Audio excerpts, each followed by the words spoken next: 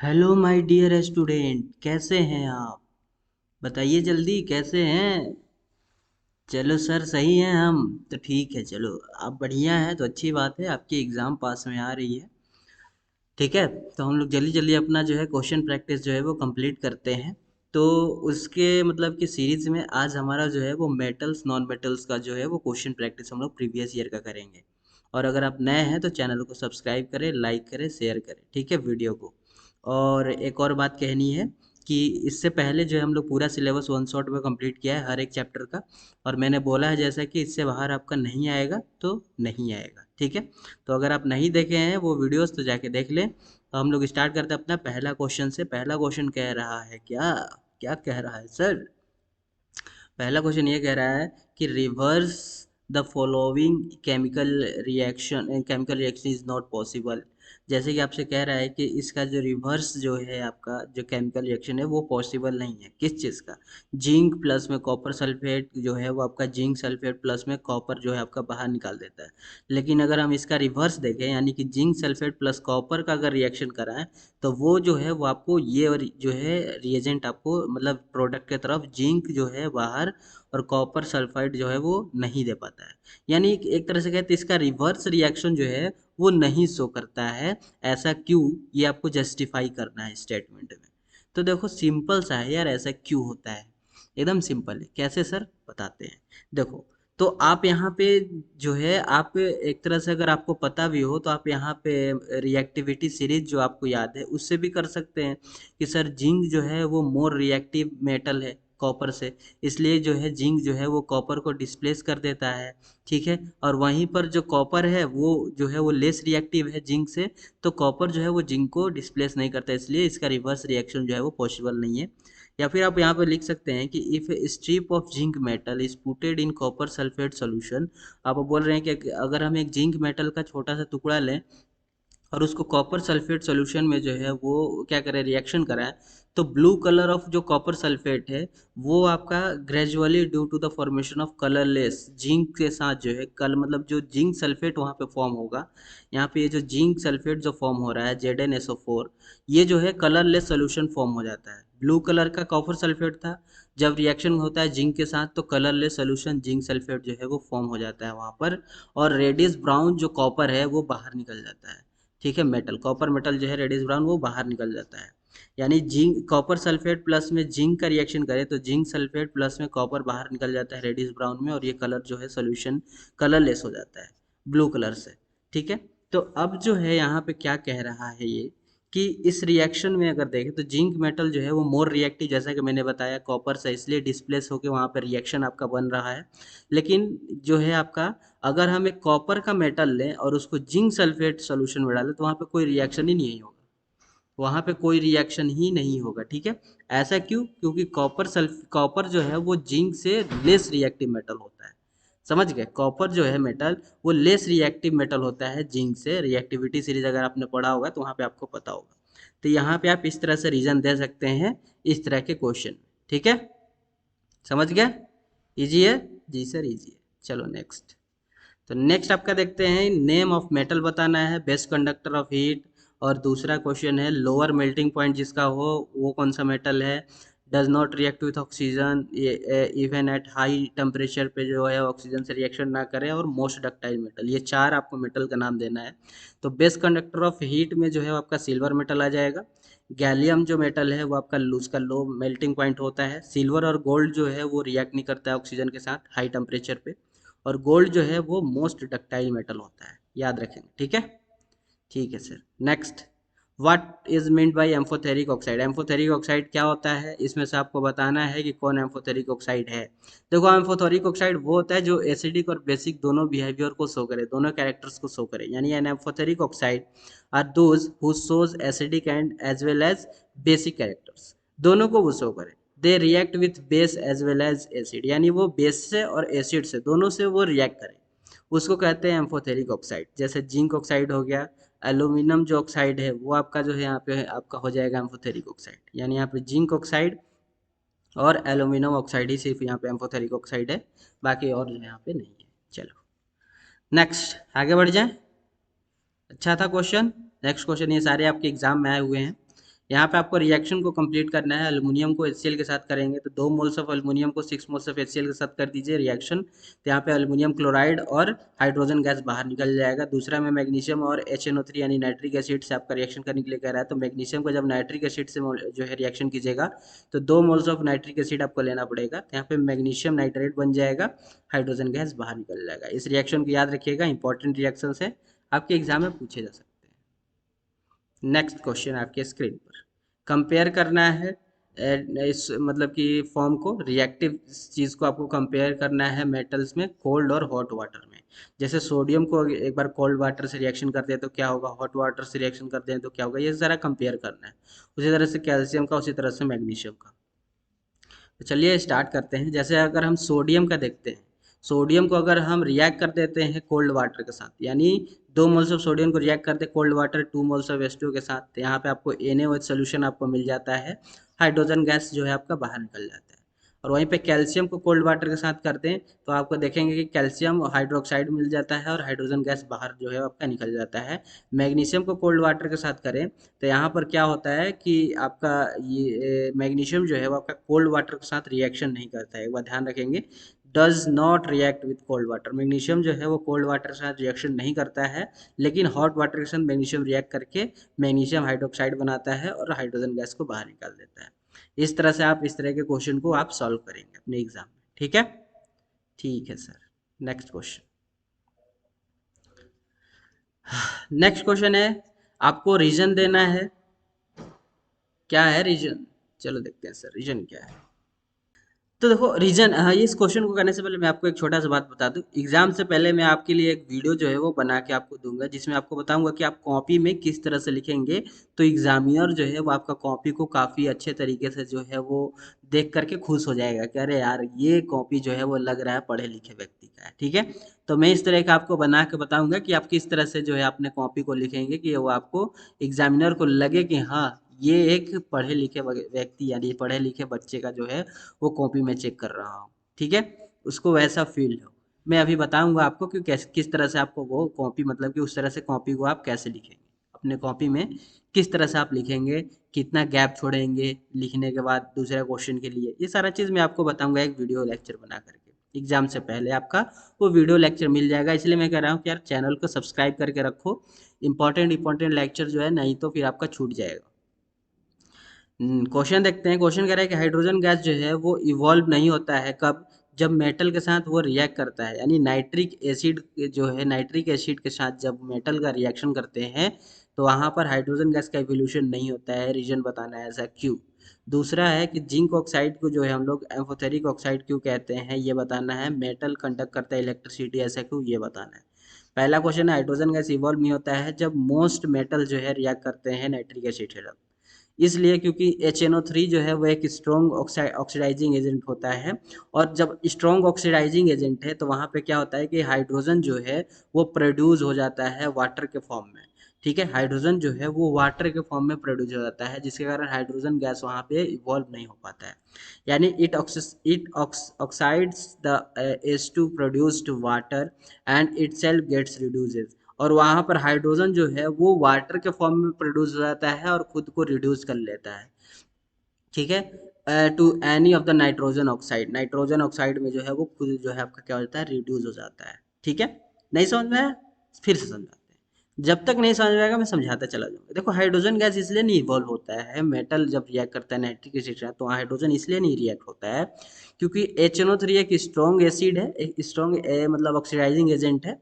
अब strong oxidising agent होने के कारण क्या होगा कि ऑक्सीजन जो है वो वाटर हाइड्रोजन के साथ मिल करके वहाँ वाटर फॉर्म कर देता है, और खुद जो ऑक्सीजन है वो रिड्यूस होकर के नाइट्रिक ऑक्साइड में फॉर्म कर लेता है, यानी N2O में, NO में और NO2 में जो है वो फॉर्म हो जाता है।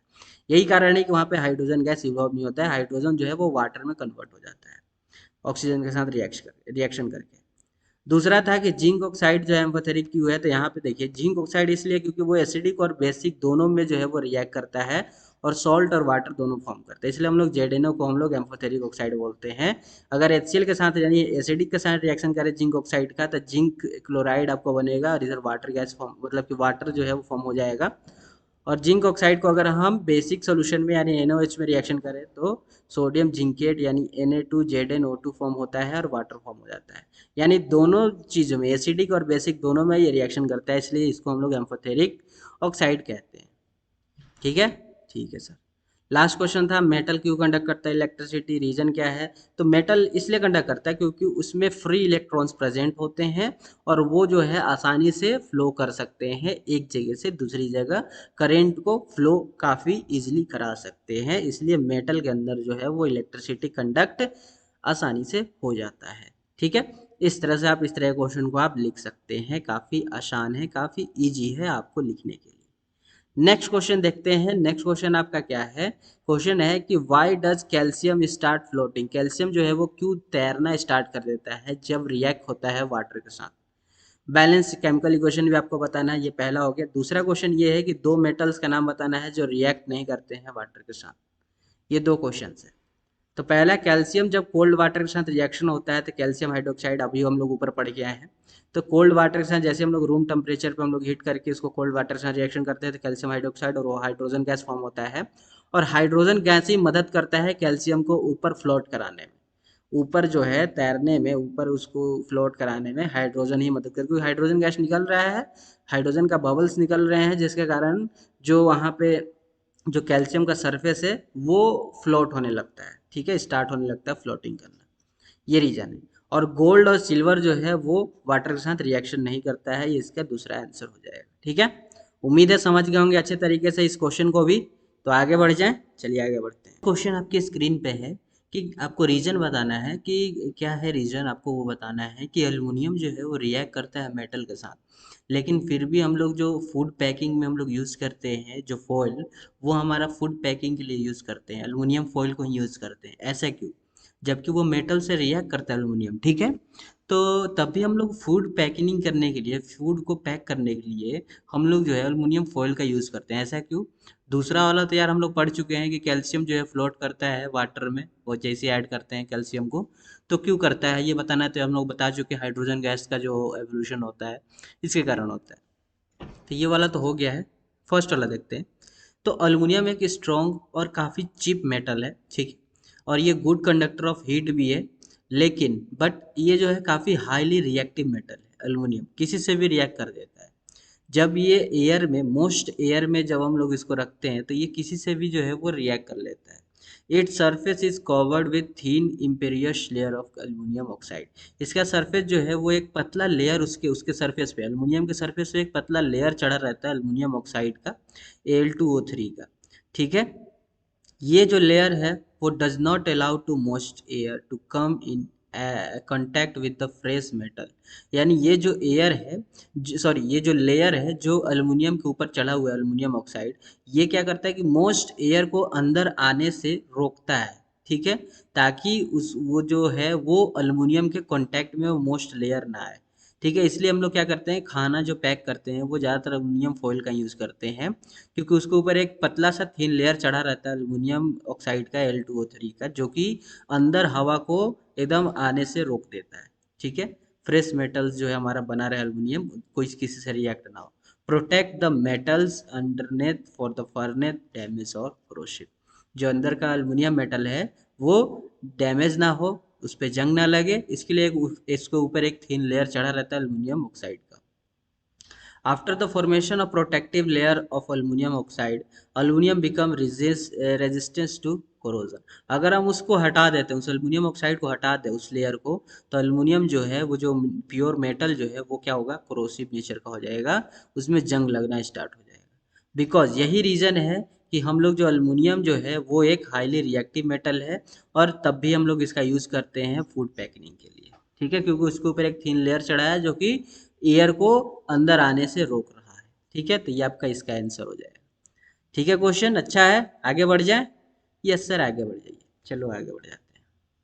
तो नेक्स्ट क्वेश्चन के ऊपर अब हम लोग बढ़ेंगे आगे, और नेक्स्ट क्वेश्चन हमारा क्या कहता है, 10th नंबर क्वेश्चन है।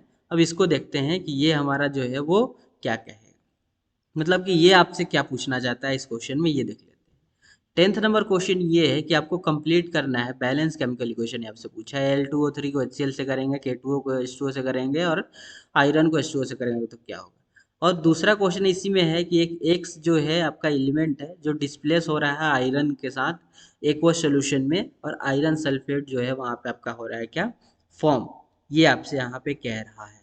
लिस्ट ऑफ द ऑब्जर्वेशन, आपको ऑब्जर्वेशन बताना है कि जो एक्स जो है वो ट्रीटेड विथ एक्वस सोल्यूशन, जो एक्वस सोल्यूशन से ट्रीट हो रहा है, जैसे जिंक सल्फेट से रिएक्शन हो रहा है, फिर उसके बाद जिंक सल्फेट से हो रहा है, कॉपर सल्फेट से हो रहा है, सिल्वर नाइट्रेट से अगर हम रिएक्शन कर रहे हैं, तो जो एक्स है वो जिंक कॉपर अल्युमिनियम, इनका एक इंक्रीजिंग ऑर्डर में, रिएक्टिविटी सीरीज के इंक्रीजिंग ऑर्डर में इसको क्या करना है, अरेंज करना है। ठीक है, ये आपसे क्वेश्चन कह रहा है। तो इजी इजी क्वेश्चन है, कर लेते हैं। पहले तो बैलेंस केमिकल इक्वेशन Al2O3 को 6 मोल ऑफ HCl से कर दीजिए तो एल्यूमिनियम क्लोराइड और वाटर आपको निकल जाएगा। K2O को जब H2O से रिएक्शन कीजिएगा तो KOH बन जाता है, और आयरन को H2O से कीजिएगा तो आयरन ऑक्साइड बन जाता है और H2O बाहर निकल जाता है। ये रिएक्शन आप याद रखेंगे, आपके एग्जाम में पूछा जा सकता है। देन इसका नेक्स्ट जो क्वेश्चन है, अब उसके ऊपर बढ़ेंगे और उसको देखते हैं कि भाई वो क्या कहना चाहता है। सेकंड क्वेश्चन में था कि जो एक्स डिस्प्लेस हो रहा है आयरन जो है आयरन के साथ फोर, और वहां पे जो है फॉर्म कर रहा है सॉल्ट सॉल्यूशन, तो जो एक्स है वो क्या होगा, मोर रिएक्टिव होगा आयरन से। जब एक्स जो है वो आयरन के साथ डिस्प्लेस हो जा रहा है, आयरन को जो है वहां से हटा के वो खुद जाके वहां लग जा रहा है, ठीक है, तो वहां पे इसका मतलब क्या हमें समझ में आए कि आयरन से मोर रिएक्टिव होगा एक्स, यानी यहाँ कह रहे कि एक एक्स है, ये मान लीजिए यहाँ पे कॉपर सल्फेट है, मान लीजिए यहाँ पे ये कॉपर सल्फेट, लेकिन आयरन है ना वहाँ पे, आयरन सल्फेट है। ठीक है, इसको इरेज करिए।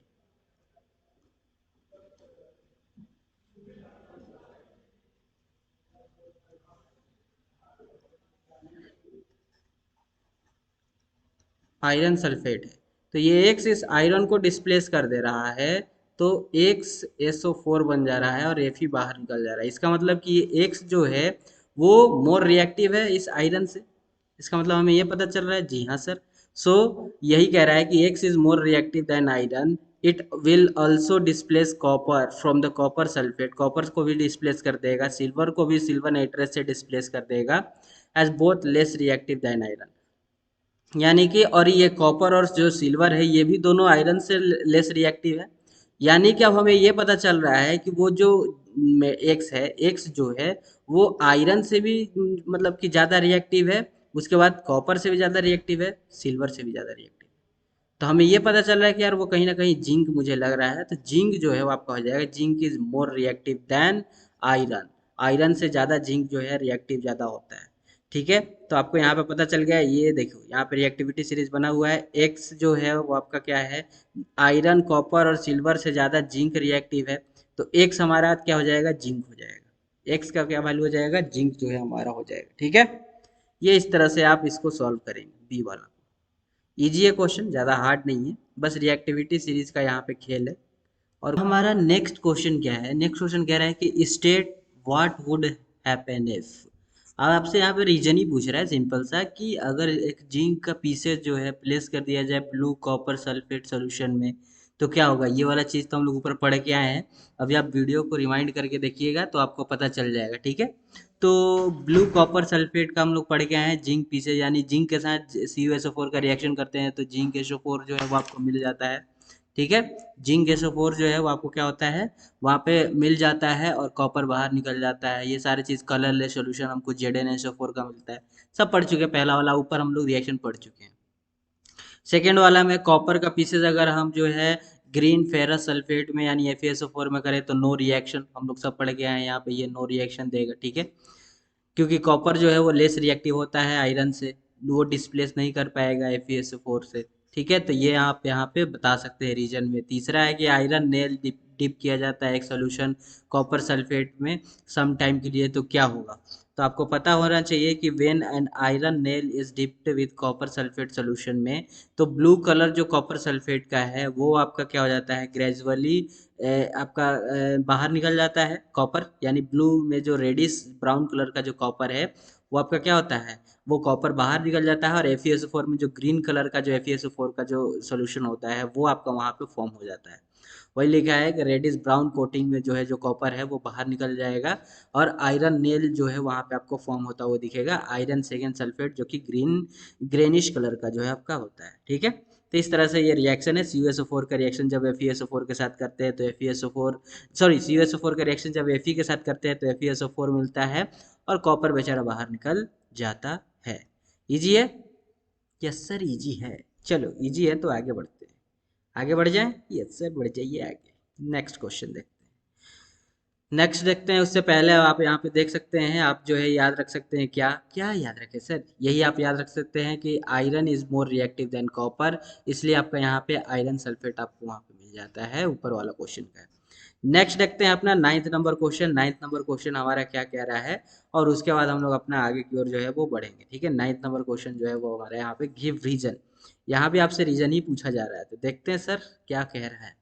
सो गिव रीजन, अल्युमिनियम जो है वो रिएक्ट करता है मेटल के साथ, लेकिन फूड पैकिंग में ये वाला चीज़ तो आपका हो चुका है। ठीक है, कैल्शियम फ्लोटिंग क्यों करता है ये भी चीज़ हम लोग पढ़ चुके हैं। चलो ये वाला जो है आपका वीडियोस में अभी आप लोग देख रहे हैं, दोबारा से ये क्वेश्चन रिपीट हो गया यहाँ पे। ठीक है ये क्वेश्चन अभी हम लोग पढ़ चुके हैं।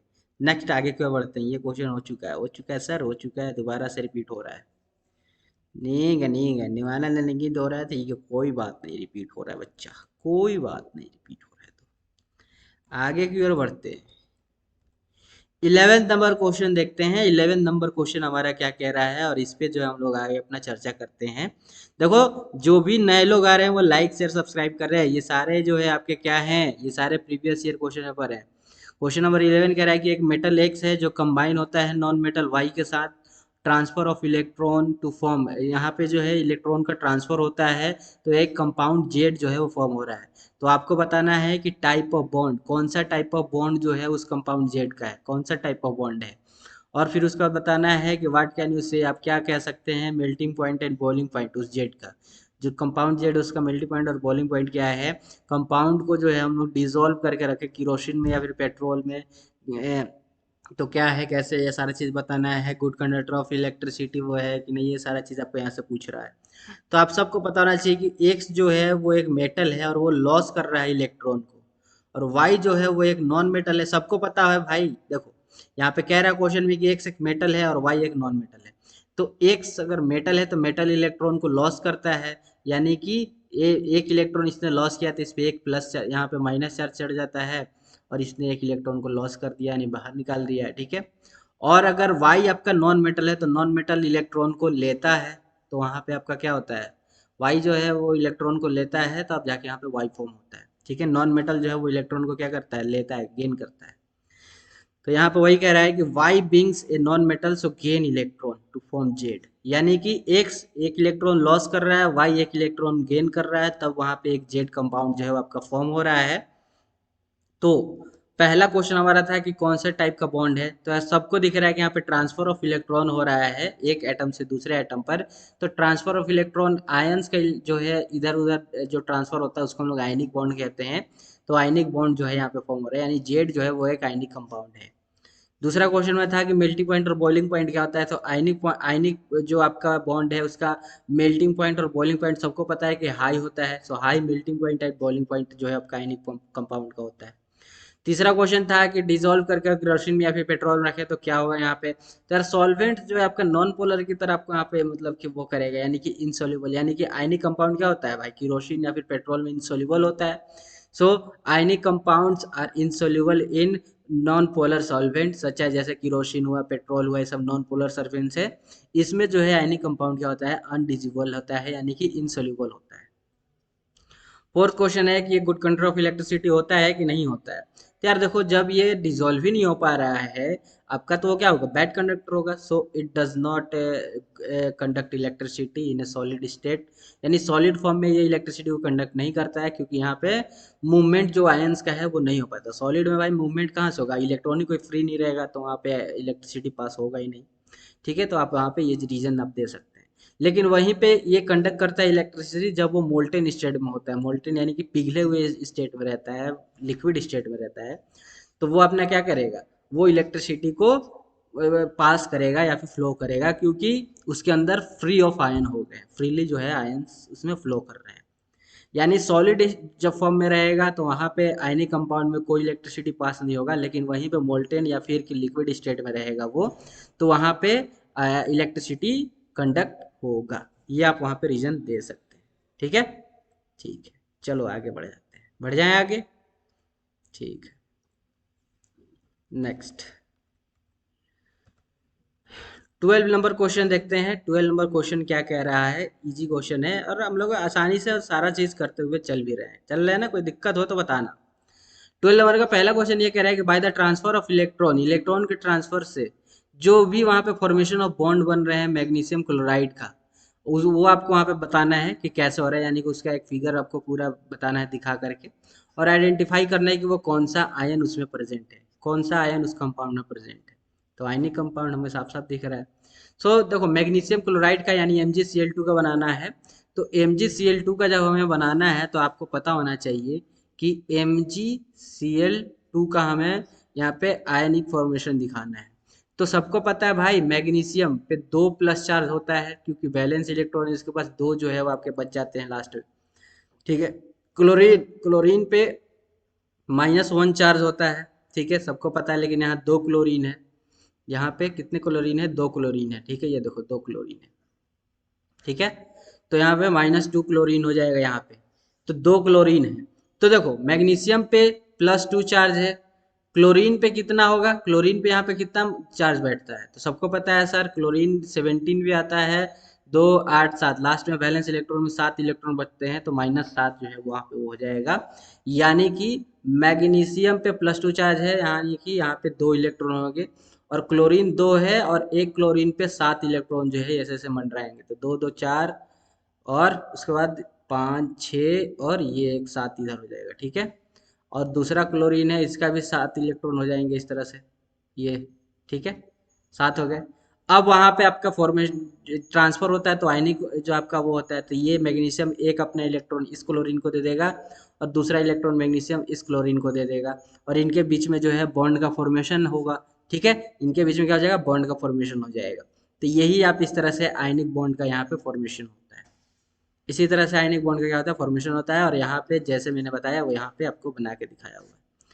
यहाँ पे आप वैलेंसी निकाल देंगे, 2 8 2 करेंगे, 12 नंबर पता है मैग्नीशियम, तो 2 8 2, लास्ट में 2 यहाँ पे बच गया वैलेंस इलेक्ट्रॉन में, तो +2 चार्ज होता है, इसीलिए यहाँ पर क्लोरीन में -1 चार्ज होता है, लेकिन वैलेंस इलेक्ट्रॉन में लास्ट में 7 बचता है, तो इसलिए हम लोग यहाँ -7 लिखते हैं। ऐसे वैलेंस जो है, वैलेंसी जो है क्लोरीन का वो -1 ही होता है, लेकिन वैलेंस इलेक्ट्रॉन हम लोग देखते हैं तो -7 हो जाएगा। ठीक है, इस तरह से आपका पहला हो गया। सेकेंड वाला है आपका कि आयनिक कंपाउंड आर सॉलिड में गिव रीजन आपको देना है। So ionic compound are solid में क्या होता है, वहां पे जो है because the particles was made up of ion compounds are held together by the strong electrostatics bond. क्या होता है सॉलिड फॉर्म में जो है, जो कम वहाँ पे पार्टिकल्स हैं, सॉलिड फॉर्म में जो आपका आयनिक कंपाउंड है, जो आयनिक कंपाउंड ऐसा है कि आयनिक कंपाउंड जो सॉलिड फॉर्म में है उसमें जो है काफ़ी स्ट्रॉन्ग इलेक्ट्रोस्टैटिक्स बॉन्ड्स होते हैं, उसके अंदर काफ़ी स्ट्रॉन्ग इलेक्ट्रोस्टैटिक्स बॉन्ड्स जो है वो होते हैं, इसलिए वो सॉलिड फॉर्म में होता है। ठीक है, ये हो गया। थर्ड क्वेश्चन है, आपको एक लेवल डायग्राम बनाना है with the action of steam on a metal, metal steam पे आपका एक डायग्राम यहाँ पे बना के दिखाना है। तो इसको देख लेते हैं, इस तरह का डायग्राम अपने एग्जाम में यूज कर लीजिएगा, आपका वहाँ पे मार्क्स मिल जाएगा। ठीक है, किस तरह का डायग्राम है आप देख लीजिए, ये इस तरीके का आप डायग्राम बना लीजिएगा। यहाँ पे काफ़ी आसान डायग्राम है, ज़्यादा हार्ड नहीं है। ठीक है, इस तरह से आप बना लीजिएगा। यहाँ पे ये वुड स्टीन हो जाएगा, ये यहाँ पे बर्नर है, ये यहाँ पे एक टेस्ट ट्यूब है, टेस्ट ट्यूब के अंदर जो है ग्लास वुल है, जहाँ पे यहाँ पे आपको ये चीज़ें रखी हुई हैं वाटर का। ये मेटल का जो है एक सिंपल सा ये जो है मेटल है, मेटल इसमें, और स्टैंड है, स्टैंड में ये सारा चीज़ लगा, क्रोक लगा हुआ है कि एयर जो है वो अंदर इंटर ना करे। ठीक है, ये सारा चीज़ दिया हुआ है। डिलीवरी यहाँ से जो भाप निकल के आएगा, वाटर यहाँ पे जो वाटर है जो खोल रहा है, इसमें से जो भाप निकल के आएगा वो आपका इस तरह से यहाँ पे आ जाएगा, यहाँ हाइड्रोजन गैस यहाँ से निकलेगा। ये सारा चीज़ यहाँ पे दिया हुआ है, इस तरह से करके देखेंगे तो आपको सब पता चल जाएगा। यही action of steam on metal है। ये यहाँ पे मेटल है, यहाँ से ये वाटर से जो भाप निकल के आएगा इस मेटल से टकरा करके इधर से, वही सी चीज़ यहाँ पे दी हुई। इस तरह से आप डायग्राम बना लेंगे अपने एग्जाम में, आएगा तो ठीक है। ऐसे आपके एग्जाम में ये प्रीवियस ईयर में आया हुआ है, तभी यहाँ पे आपको यहाँ पे हम लोग चर्चा कर रहे हैं।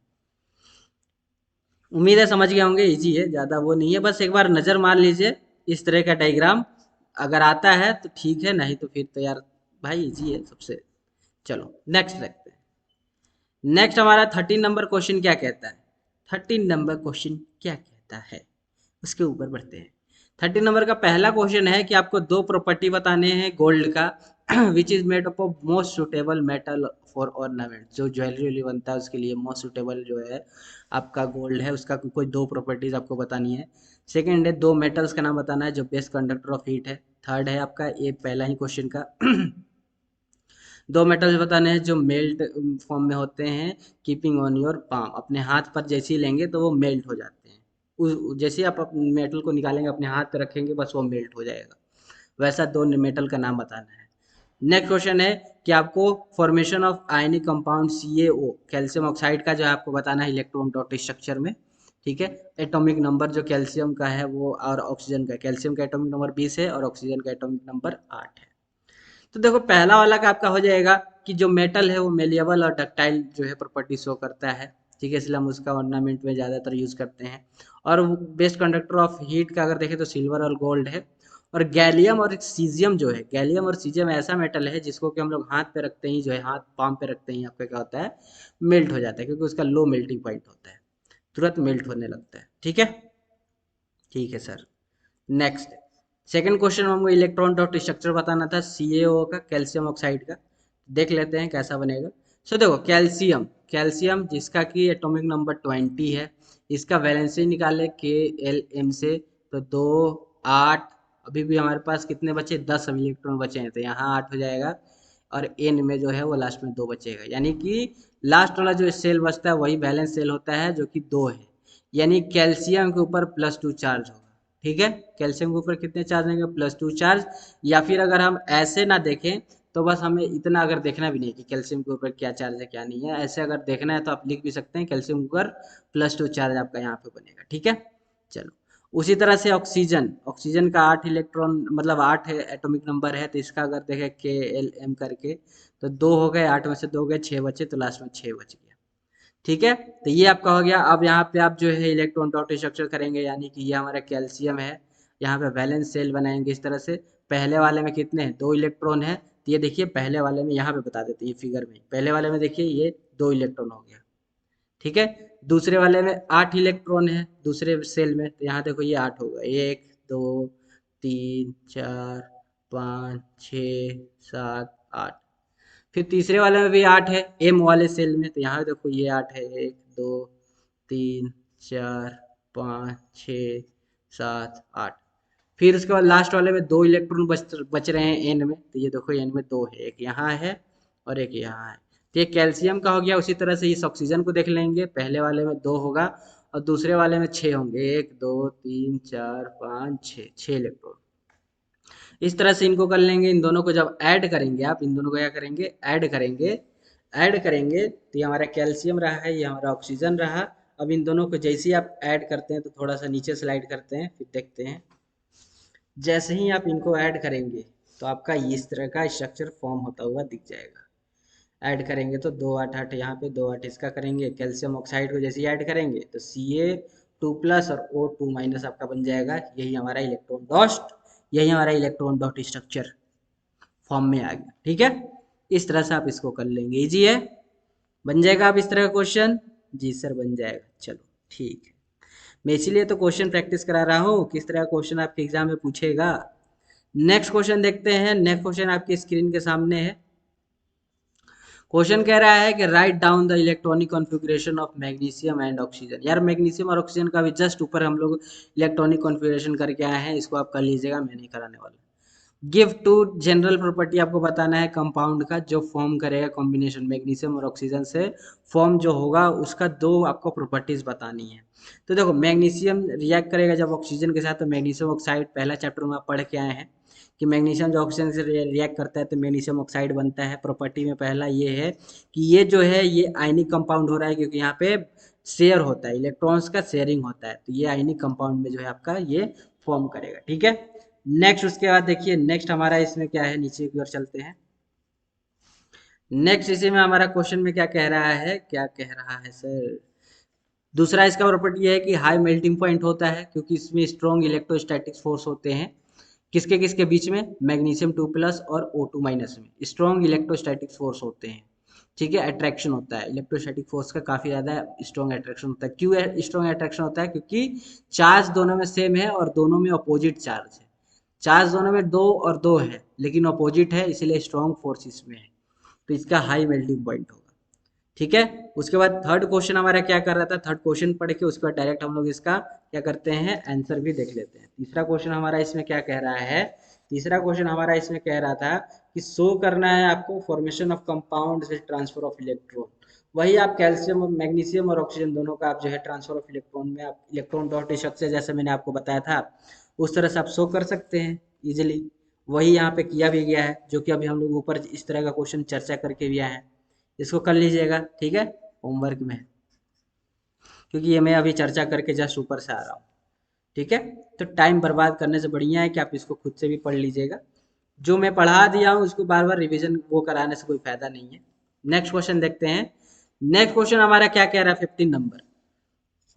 15 नंबर क्या कह रहा है, बहुत सारे क्वेश्चन प्रैक्टिस करने हैं भाई, बहुत ज्यादा। 15 नंबर ये है कि एन और on treatment with dilute HCl।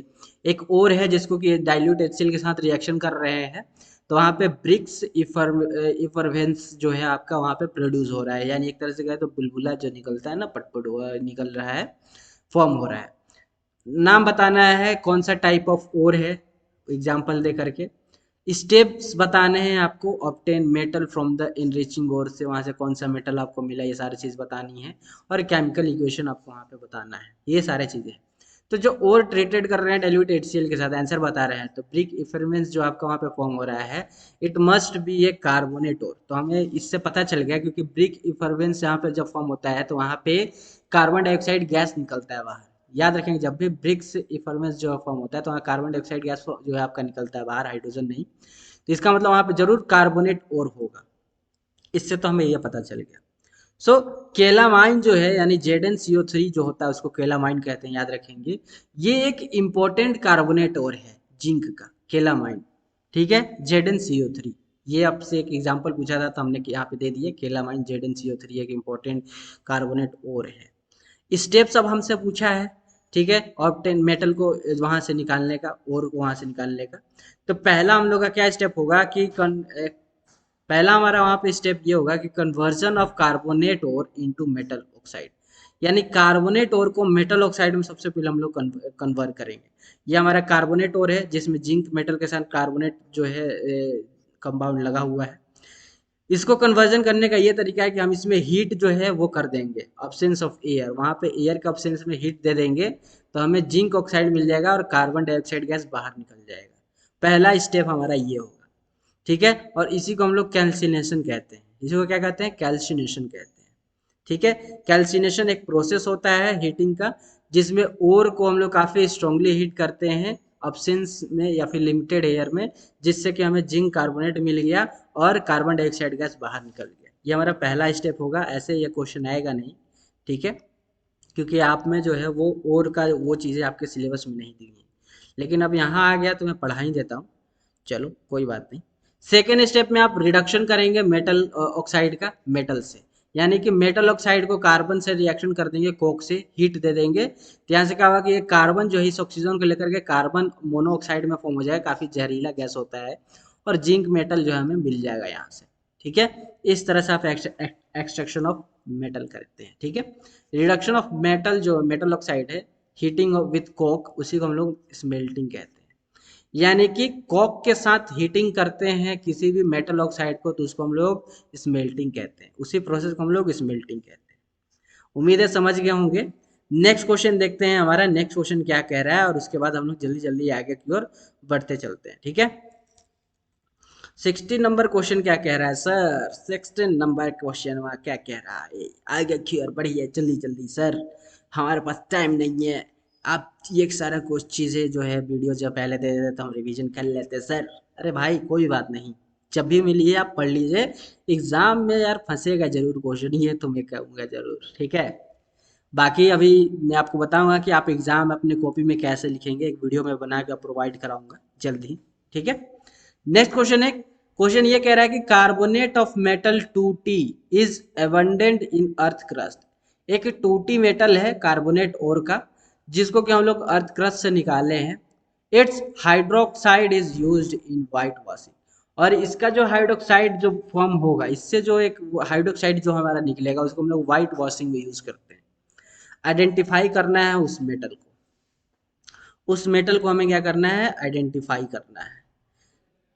Second question ये करें कि how will you converted carbonate into its oxide. Carbonate को कैसे हम लोग ऑक्साइड में कन्वर्ट करते हैं, ये आपसे पूछा है, प्रोसेस पूछा है और उसका इक्वेशन पूछा है। ऐसे तो ये क्वेश्चन आना नहीं चाहिए, लेकिन आ गया तो चलो बता देते हैं। कैल्शियम कार्बोनेट जो है वो आपका होता है वहाँ पे, जो हम लोग अर्थ क्रस्ट से निकाले हैं, बर्नेट किए हैं, वो कैल्शियम कार्बोनेट और है, जहाँ से कैल्शियम हाइड्रोक्साइड बनता है, जिसको कि हम लोग व्हाइट वॉशिंग में यूज करते हैं। एक्स जो मेटल हुआ वो हमारा कौन सा मेटल हुआ, कैल्शियम मेटल हुआ। यहाँ पे आपसे एक्स मेटल पूछा था, तो हमारा कौन सा मेटल है, कैल्शियम मेटल है। नेक्स्ट, कैसे हम लोग कार्बोनेट को ऑक्साइड में कन्वर्ट करते हैं, तो कुछ नहीं, कैल्शियम कार्बोनेट को हीट कर दीजिए, कैल्शियम ऑक्साइड में, कैल्शियम ऑक्साइड में कन्वर्ट हो जाएगा, कार्बन डाइऑक्साइड गैस बाहर निकल जाएगा। इस तरह से हम लोग उसको करते हैं। ठीक है, स्ट्रांगली हीट कर देते हैं। ठीक है, और इसी प्रोसेस को कैल्सिनेशन प्रोसेस कहते हैं। ऊपर पढ़ के आए हैं हम लोग जस्ट अभी। ठीक है, ठीक है सर। नेक्स्ट, आगे बढ़ते हैं। 70 नंबर क्वेश्चन आपके स्क्रीन पे ये रहा, पूरे 1 लाख रुपए के लिए। ठीक है, zinc is a metal found with middle of the activity series of metals.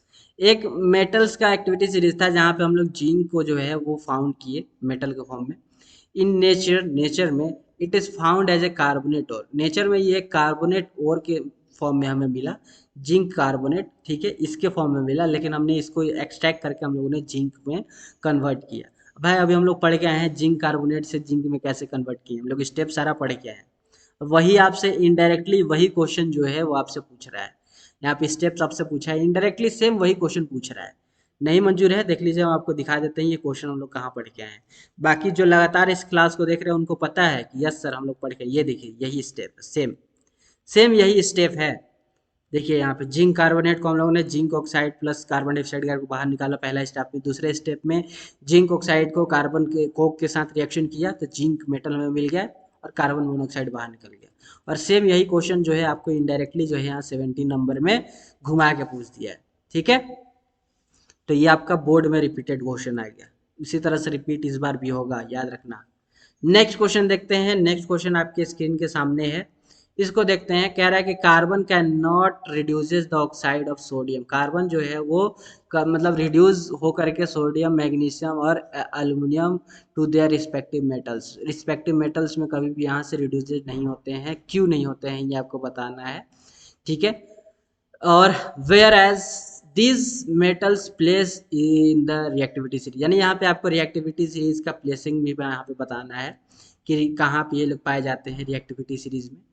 कैसे आपको ये मेटल ऑब्टेन होते हैं और से, ये भी आपको पूछना है, और एग्जाम्पल आपको देना है, कुछ एक्सट्रैक्शन का प्रोसेस भी आपको बताना है। इतने सारे क्वेश्चन आपको पूछा गया है 2020 के बोर्ड एग्जाम में। तो देखो, सोडियम, मैग्नीशियम, अल्युमिनियम काफ़ी हायर एफिनिटी होते हैं टू ऑक्सीजन के तरफ, ऑक्सीजन से काफ़ी जल्दी ये रिएक्ट करते हैं देन द फॉर्म ऑफ, ये जो है then that of carbon, carbon से मतलब कार्बन से ज़्यादा ये ऑक्सीजन के साथ रिएक्शन करते हैं, सोडियम, मैग्नीशियम और अल्यूमिनियम।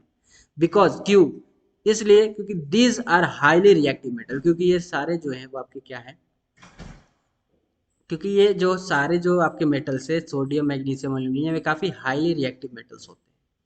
ठीक है, हेंस इसीलिए carbon can not reduce the oxides, carbon जो है इसीलिए रिड्यूस्ड नहीं करता है ऑक्साइड्स, किसके, उसमें सोडियम, मैग्नीशियम और अल्युमिनियम से, सोडियम, मैग्नीशियम और अल्युमिनियम से जो है कार्बन का रिएक्शन करते हैं, तो ये ऑक्साइड को रिड्यूस वहाँ से नहीं करते, यानी वहाँ से ऑक्सीजन को ये नहीं निकाल पाता है।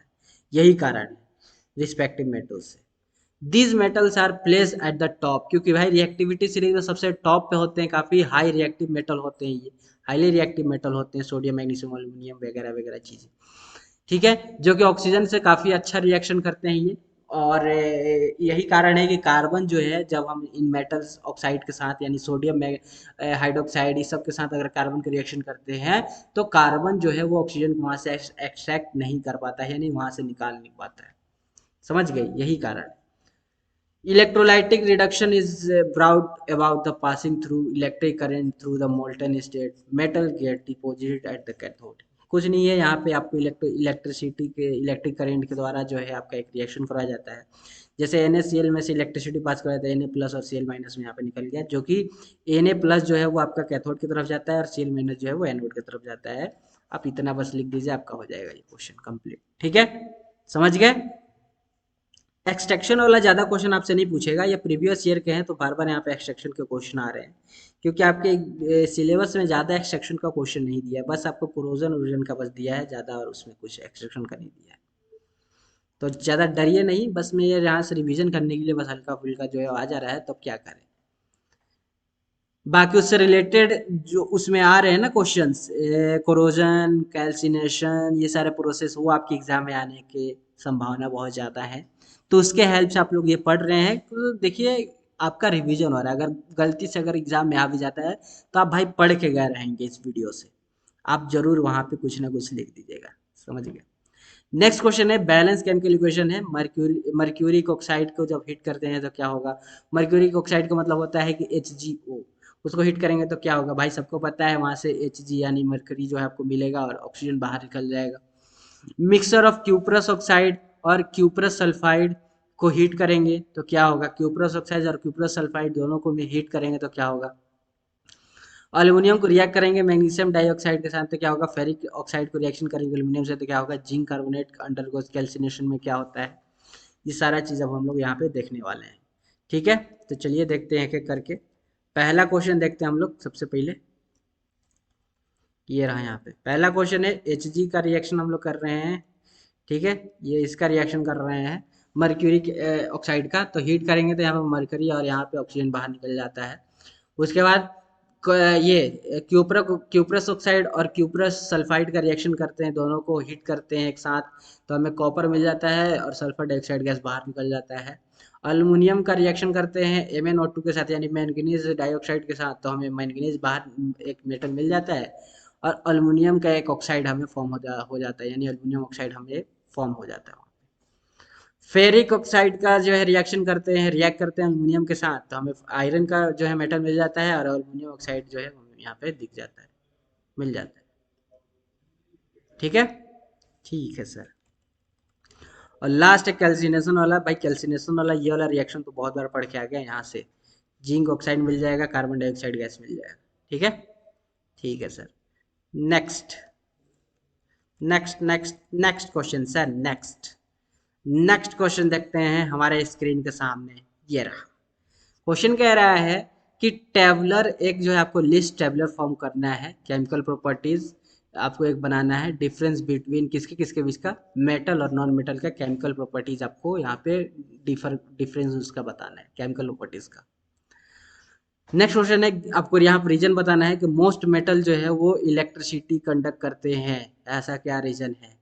नेक्स्ट है रीजन आपको बताना है कि आयरन सेकेंड ऑक्साइड जो है जिसको Fe2O3 कहते हैं, अगर उसको हीट करते हैं एल्युमिनियम के साथ तो वहाँ पे एक ज्वाइंट क्रैक्ड मशीन पार्ट्स में जो है हम लोग यूज़ करते हैं, यानी uses to joint cracked machine parts में हम लोग यूज़ करते हैं, जो भी प्रोडक्ट फॉर्म होगा उसको हम लोग यूज़ करते हैं ज्वाइंट क्रैक्ड मशीन पार्ट्स में। ठीक है, तो ये दोनों को आपका यहाँ पे रीजन बताना है कि ऐसा क्यों। 2019 दिल्ली का क्वेश्चन है ये। चलिए देख लेते हैं, फटाफट क्वेश्चन को कंप्लीट करेंगे ताकि आपके एग्जाम में आए तो कम से कम लिखने का पता चले कि हाँ आप लिखेंगे क्या उसमें। तो देखो पहला यहाँ पे जो है आपका लिस्ट जो हमें बताना था मेटल नॉन मेटल का, तो इसमें पहला जो आपका केमिकल प्रॉपर्टी होगा नेचर ऑफ ऑक्साइड पे होगा। मेटल में क्या होता है कि बेसिक ऑक्साइड, मेटल जो है वो जनरली बेसिक ऑक्साइड जो है आपको शो करते हैं, और नॉन मेटल जो है वो जनरली एसिडिक ऑक्साइड शो करते हैं। रिएक्शन ऑफ वाटर में अगर देखें तो मेटल जो है lie above hydrogen in the reactivity series, reactivity series में हाइड्रोजन जो है वो सबसे ऊपर आपको देखने को मिलेगा। Displace the hydrogen to form water, यानी कि रिएक्टिविटी सीरीज से ऊपर जितने भी आपको यहाँ पे मेटल्स दिखेंगे वो सब हाइड्रोजन को हटा करके और वहां पर जो है वो आपको खुद लग जाएंगे और वहां पर वाटर जो है वो आपका क्या करेंगे, फॉर्म करते हैं रिएक्शन में। नॉन मेटल जो है वो वाटर से कभी भी रिएक्ट नहीं करता है, फ्लोरीन को सिर्फ छोड़ करके, एफ यानी फ्लोरीन को छोड़ करके। ऑक्सीडाइजिंग एजेंट या फिर रिड्यूसिंग कैरेक्टर अगर देखें तो मेटल जो है वो जनरली रिड्यूसिंग एजेंट की तरह जो है, मतलब मेटल जो है वो बिहेव करता है रिड्यूसिंग एजेंट की तरह, और नॉन मेटल जो है वो ऑक्सीडाइजिंग एजेंट की तरह जो है वो शो करता है। रिड्यूसिंग एजेंट, ऑक्सीडाइजिंग एजेंट जो है मैं आपको पढ़ा रखा हूँ कि क्या होता है फर्स्ट चैप्टर में। बाकी यहाँ से जो सेकेंड ये हमारा क्वेश्चन था कि Fe2O3 का जब हम लोग अल्मीनियम के साथ रिएक्शन करते हैं तो क्या होता है, तो ये हम लोग पहले ही पढ़ चुके हैं आंसर नंबर 6 का थर्ड में। देख लेते हैं आंसर नंबर 6 जो है, लेकिन काफ़ी ऊपर है। चलो कोई बात नहीं, वो आप देख लीजिएगा वीडियो को पीछे करके 6 नंबर क्वेश्चन में जा करके, वहाँ पे हम लोग उसका आंसर जो है हम लोग पढ़े हुए हैं। ठीक है, वहीं पे हम लोग पढ़े हुए हैं इसका आंसर, पहला वाला, कि मेटल जो है वो इलेक्ट्रिसिटी कंडक्ट इसलिए करता है क्योंकि उसमें फ्री ऑफ इलेक्ट्रॉन्स होते हैं, जो कि इलेक्ट्रिसिटी को एक दूसरे से दूसरी जगह फ्लो करा देते हैं। दूसरा Fe2O3 का रिएक्शन वाला अब हमारा यहाँ पे था, तो Fe2O3 अल्मीनियम जो है वो आपका अल्मीनियम के साथ रिएक्शन करता है तो काफ़ी हाईली एक्सोथर्मिक जो है वहाँ पे रिएक्शन होता है, जिसमें आयरन प्रोड्यूस होता है मेल्ट्स के फॉर्म में, यानी मेल्टिंग फॉर्म में आयरन जो हमारा प्रोड्यूस होता है वहाँ पे। यानी Fe2O3 जो थर्ड आयरन थर्ड ऑक्साइड है उसको अल्मीनियम के साथ रिएक्शन करते हैं इग्निटेड में, यानी काफ़ी हाईली एक्सोथर्मिक वहाँ पे हीट जो है आपको देखने को मिलेगा, जिसमें आयरन जो है हमको मेल्टिंग स्टेट में पाया जाता है और अल्मीनियम ऑक्साइड का जो है हमें यहाँ पे अल्मीनियम का एक ऑक्साइड जो है फॉर्म हो जाता है। ठीक है, ये आपका यहाँ पे होगा, जो कि रेलवे ट्रैक्स और इस सब में हम लोग यूज़ करते हैं उसको। ठीक है, नेक्स्ट क्वेश्चन आपके स्क्रीन पर ये रहा। ठीक है, अब तुम लोग जो है ना ये क्वेश्चन नंबर ना देखो, ठीक है, क्वेश्चन नंबर तुम ना देखो। मैं सोच रहा हूँ ना कि जो आपके एग्जाम में से सिलेबस में जो नहीं आ रहा है उसको पढ़ाने से बढ़िया है कि उसको छोड़ दिया जाए। तो डायरेक्ट अब हम लोग क्वेश्चन नंबर 26 पे चलते हैं। ये आपके एग्जाम में आने लायक क्वेश्चन है, ये आपके सिलेबस में मतलब इस टॉपिक से है। तो ये असर्शन रीजन टाइप क्वेश्चन है जो आपके एग्जाम में आएगा। 1 से 20 तक के अंदर में जो आपका जो भी क्वेश्चन पूछे जाएंगे उसमें से आपका 2-3 क्वेश्चन असर्शन रीजन से भी रहेंगे। तो उसमें ये आपका एक असर्शन रीजन टाइप क्वेश्चन है, जिसमें असर्शन आपका क्या कह रहा है। असर्शन कह रहा है कि एक मेटल्स है एंड जो एलॉय है दोनों गुड कंडक्टर ऑफ इलेक्ट्रिसिटी होते हैं। ठीक है, असर्शन मतलब ये हो गया कि आपको एक कहानी की तरफ बना के दे देगा। रीजन का मतलब हो गया कि उस कहानी से रिलेटेड एक रीजन देगा, एक कारण देगा कि इस कहानी में ऐसा क्यों हुआ। फिर आपको जो है 4 ऑप्शंस दिए जाएंगे। इन 4 ऑप्शन में कहे जाएंगे कि ए असर्शन और रीजन दोनों ही सही है, और रीजन जो है यानी ये जो रीजन आपको यहाँ दिया गया उस कहानी के हिसाब से रीजन जो है एकदम करेक्ट बैठ रहा है। ये इसका कहने का मतलब हो गया पहला ऑप्शन में कि reason is correct explanation of the assertion. दूसरा ऑप्शन में ये है कि असर्शन और रीजन दोनों ही ट्रू है, मतलब कि सही है, लेकिन रीजन जो है वो इस कहानी के हिसाब से पूरी तरह से सही नहीं है। वो आपका दूसरा ऑप्शन में हो जाएगा कि reason is correct explanation of the assertion, ये तो आपका पहला हो गया। दूसरा वाला है कि reason is not correct explanation of the assertion. और तीसरा ऑप्शन में यह है कि असर्शन जो है वो सही है लेकिन रीजन गलत है, तो तीसरा ऑप्शन आप टिक करेंगे। चौथा ऑप्शन है कि असर्शन गलत है लेकिन रीजन सही है, तो आप चौथा ऑप्शन टिक करेंगे। ये आपका असर्शन रीजन टाइप क्वेश्चन होता है। ठीक है, तो चलिए देखते हैं ये क्वेश्चन, इसको समझते हैं कि इसको कैसे आप सॉल्व करेंगे। आगे बढ़ते हैं सर। तो कह रहा है असर्शन में कि जो मेटल्स होते हैं और जो एलॉय होते हैं वो दोनों गुड कंडक्टर ऑफ इलेक्ट्रिसिटी होते हैं। रीजन में ये कह रहा है कि ब्रॉन्ज जो है वो एक एलॉय है कॉपर का, जो ब्रॉन्ज मेटल होता है वो कॉपर का एलॉय है। और एंड जो टीन है मतलब कि जो ब्रॉन्ज मेटल है वो कॉपर और टीन का एलॉय है। ठीक है, यानी कॉपर टीन से मिल करके बना हुआ है जो है आपका होता है ब्रॉन्ज। ठीक है, तो क्या यह बात सही है? चलो देखते हैं अभी नेक्स्ट आगे क्या कह रहा है। और ये कह रहा है कि जो ब्रॉन्ज है वो not a good conductor of electricity, लेकिन ब्रॉन्ज जो है वो गुड कंडक्टर ऑफ इलेक्ट्रिसिटी नहीं होता है। तो यहाँ कह रहा है कि मेटल और एलॉय दोनों ही गुड कंडक्टर ऑफ इलेक्ट्रिसिटी होते हैं। और यहाँ रीजन में कह रहा है कि जो ब्रॉन्ज है वो एलॉय कॉपर और टीन से मिल करके बना हुआ एलॉय है, और ये गुड कंडक्टर ऑफ इलेक्ट्रिसिटी नहीं है। तो क्या यहाँ पे असर्शन और रीजन दोनों सही है और रीजन जो है वो असर्शन के हिसाब से एकदम सही है? क्या ये ऐसा ऑप्शन बैठ रहा है क्या? जल्दी बताइए। तो ऐसा अगर कहीं भी आपको करना हो ना तो आप काम किया कीजिए, सबसे पहले रीजन को पढ़ा कीजिए। Bronze is an alloy of copper and teen and it is not a good conductor of electricity. इसके बाद आप बिकॉज लगाइए, बिकॉज, बिकॉज, और बिकॉज के बाद आप पूरा यहाँ से शुरू से लेकर के रीजन पढ़ दीजिए। Because the metal and alloy are good conductor of electricity. क्या ये सही बैठ रहा है?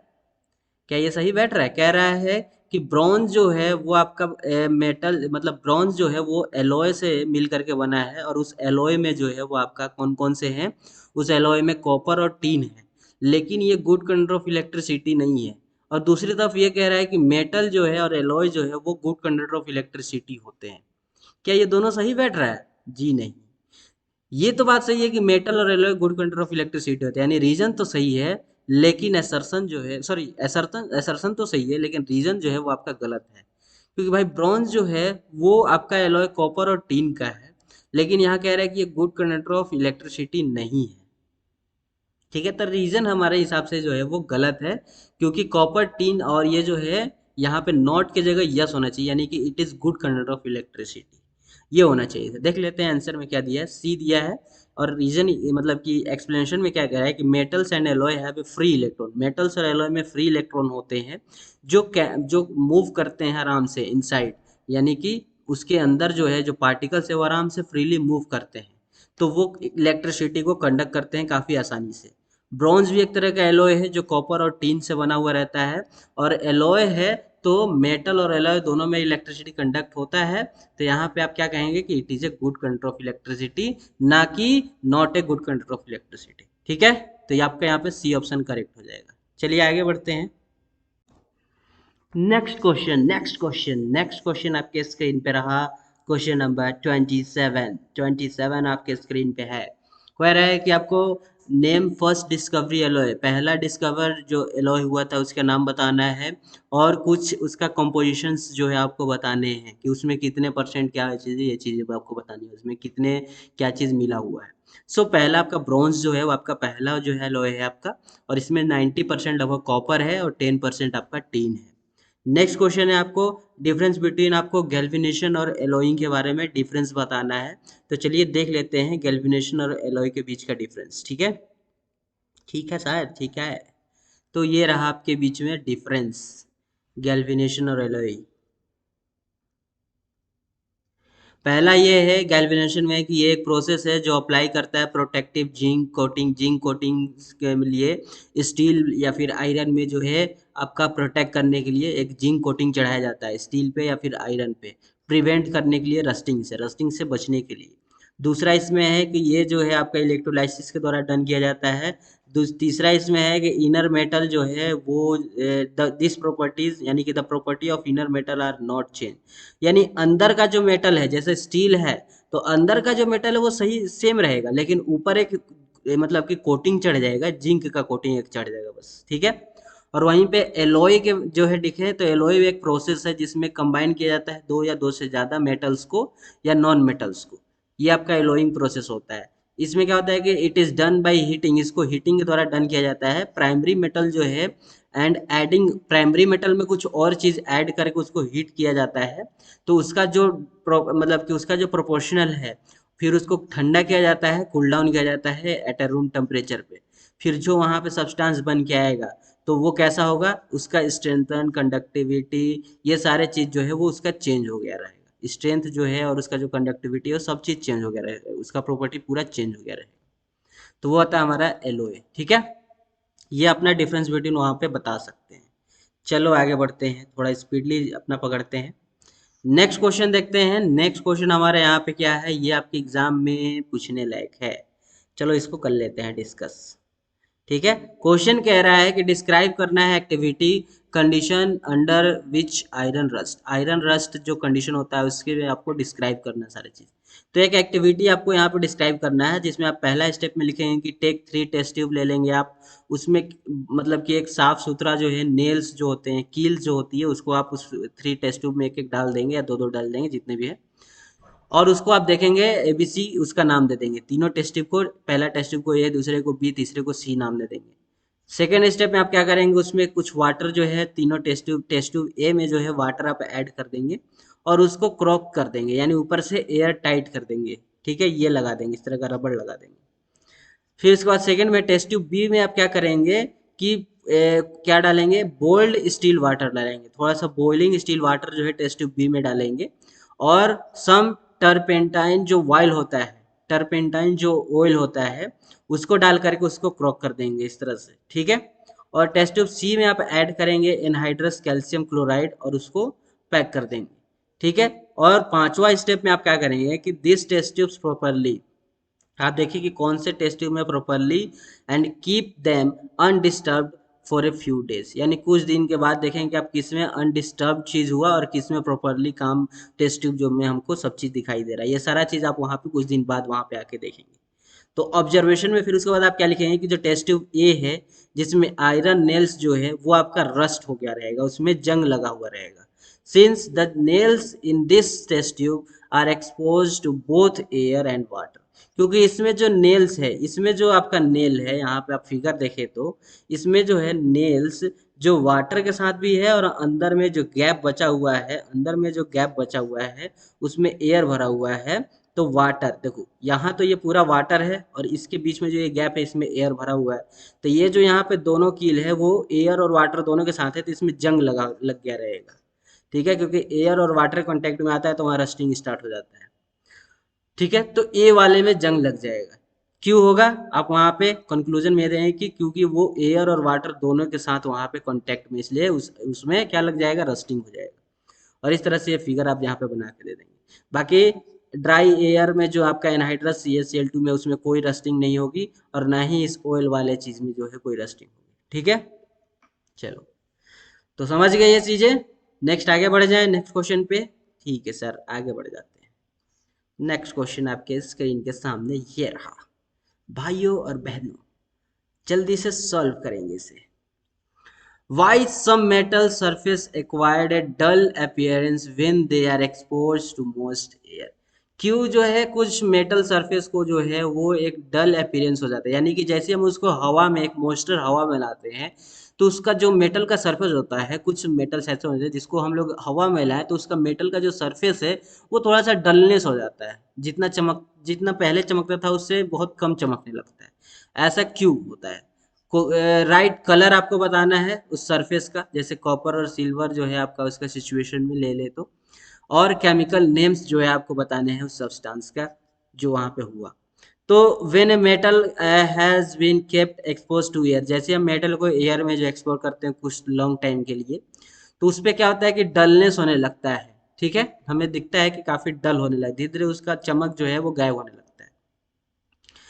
क्योंकि वो जो मेटल है वो अपना साइन जो चमकता है, जो ब्राइटनेस होता है उसको वो लूज करने लगता है, ठीक है, क्योंकि उसका लेयर्स जो है वो पतले होने लगते हैं ऑक्सीजन के कांटेक्ट में जब आता है तो, या फिर कार्बोनेट या फिर सल्फाइड के कांटेक्ट में अगर वो आता है तो, ठीक है। और जो मेटल सरफेस है वो कोरोड यानी कि उसमें जंग लगना स्टार्ट हो जाता है। Surface of copper gets coated with green layers in moisture air, यानी कि मॉइस्चर एयर के साथ कांटेक्ट में आकर के उसका जो लेयर है, जो सरफेस है मेटल का, वो ग्रीन लेयर में धीरे धीरे कन्वर्ट होने लगता है, ग्रीनिश होने लगता है, क्योंकि वहाँ पे बेसिक कॉपर कार्बोनेट या फिर सिल्वर का आर्टिकल जो है आपका वहाँ पे क्या होता है, बिछ जाता है, यानी एक तरह से कहें तो जंग लग जाता है उस पर, ठीक है। और जिसके कारण कि वो पूरा जो सरफेस है वो डलनेस की ओर हो जाता है, यानी मेटल का पूरा सरफेस जो है हमें डल दिखने लगता है, ज़्यादा शाइन नहीं करता है। ये यहाँ पे कारण आप लिख सकते हैं अपने एग्जाम में। नेक्स्ट क्वेश्चन की ओर बढ़ते हैं लेट ना करते हुए, और आगे हमने देखेंगे कि कौन सा क्वेश्चन हमें कंप्लीट करना है। नेक्स्ट क्वेश्चन है कि आपको नाम बताना है metal that can be cut in knife, यानी चक्कू से जो मेटल कट जाए। लस्ट्रस नॉन मेटल आपका नाम बताना है कौन सा है। Metal they exist in liquid state में रूम टेम्परेचर पे प्रेजेंट होते हैं। चौथा है आपका कौन सा कि मोस्ट मेलेबल और डक्टाइल मेटल कौन सा है। पांचवा है आपका बेस्ट कंडक्टर ऑफ इलेक्ट्रिसिटी कौन सा है। नॉन मेटल में आपका can exist in different forms, different forms में कौन सा नॉन मेटल जो एग्जिस्ट होता है हमें मतलब मिल जाता है। उसके बाद नेक्स्ट क्वेश्चन है कि कैसे जो है आपका जो एलॉय है वो बेटर देन मेटल, मेटल से अच्छा एलॉय कैसे होता है ये आपको बताना है, उसका कॉम्पोजिशन बताना है। सोल्डर्स और एमलगम का कॉम्पोजिशन उसमें क्या क्या मिला हुआ रहता है, कितने परसेंट मिला हुआ रहता है, ये आपसे क्वेश्चन पूछा है। तो पहला जो मेटल जो चक्कू से कट जाता है वो सोडियम होता है। दूसरा जो लस्ट्रस होते हैं नॉन मेटल वो कौन सा है, तो वो आयोडीन होता है। तीसरा जो लिक्विड स्टेट में पाए जाते हैं रूम टेम्परेचर पे वो मरकरी होता है। चौथा जो है वो गोल्ड हो जाएगा जो मोस्ट मेलेबल और डक्टाइल होता है। पांचवा जो आपका बेस्ट इलेक्ट्रिसिटी जो है आपका है conductor, best conductor of electricity वो सिल्वर है। और छठा जो था, जो मतलब ऐसा एक नॉन मेटल जो डिफरेंट डिफरेंट मतलब फॉर्म्स में पाया जाए, वो आपका कौन सा होता है? कार्बन होता है। ठीक है। उसके बाद इसका नेक्स्ट एक्सप्लेनेशन देखते हैं, जो बी वाला क्वेश्चन है कि एलॉय जो है वो मेटल से बेटर क्यों होता है, कैसे होता है, इसके बारे में। तो उसका एक्सप्लेनेशन में आप क्या दे सकते हैं अपनी एग्जाम में कि एलॉय जो है वो काफ़ी स्ट्रांग होता है मेटल के हिसाब से देखें तो मेटल से ज़्यादा एलॉय स्ट्रांग होता है।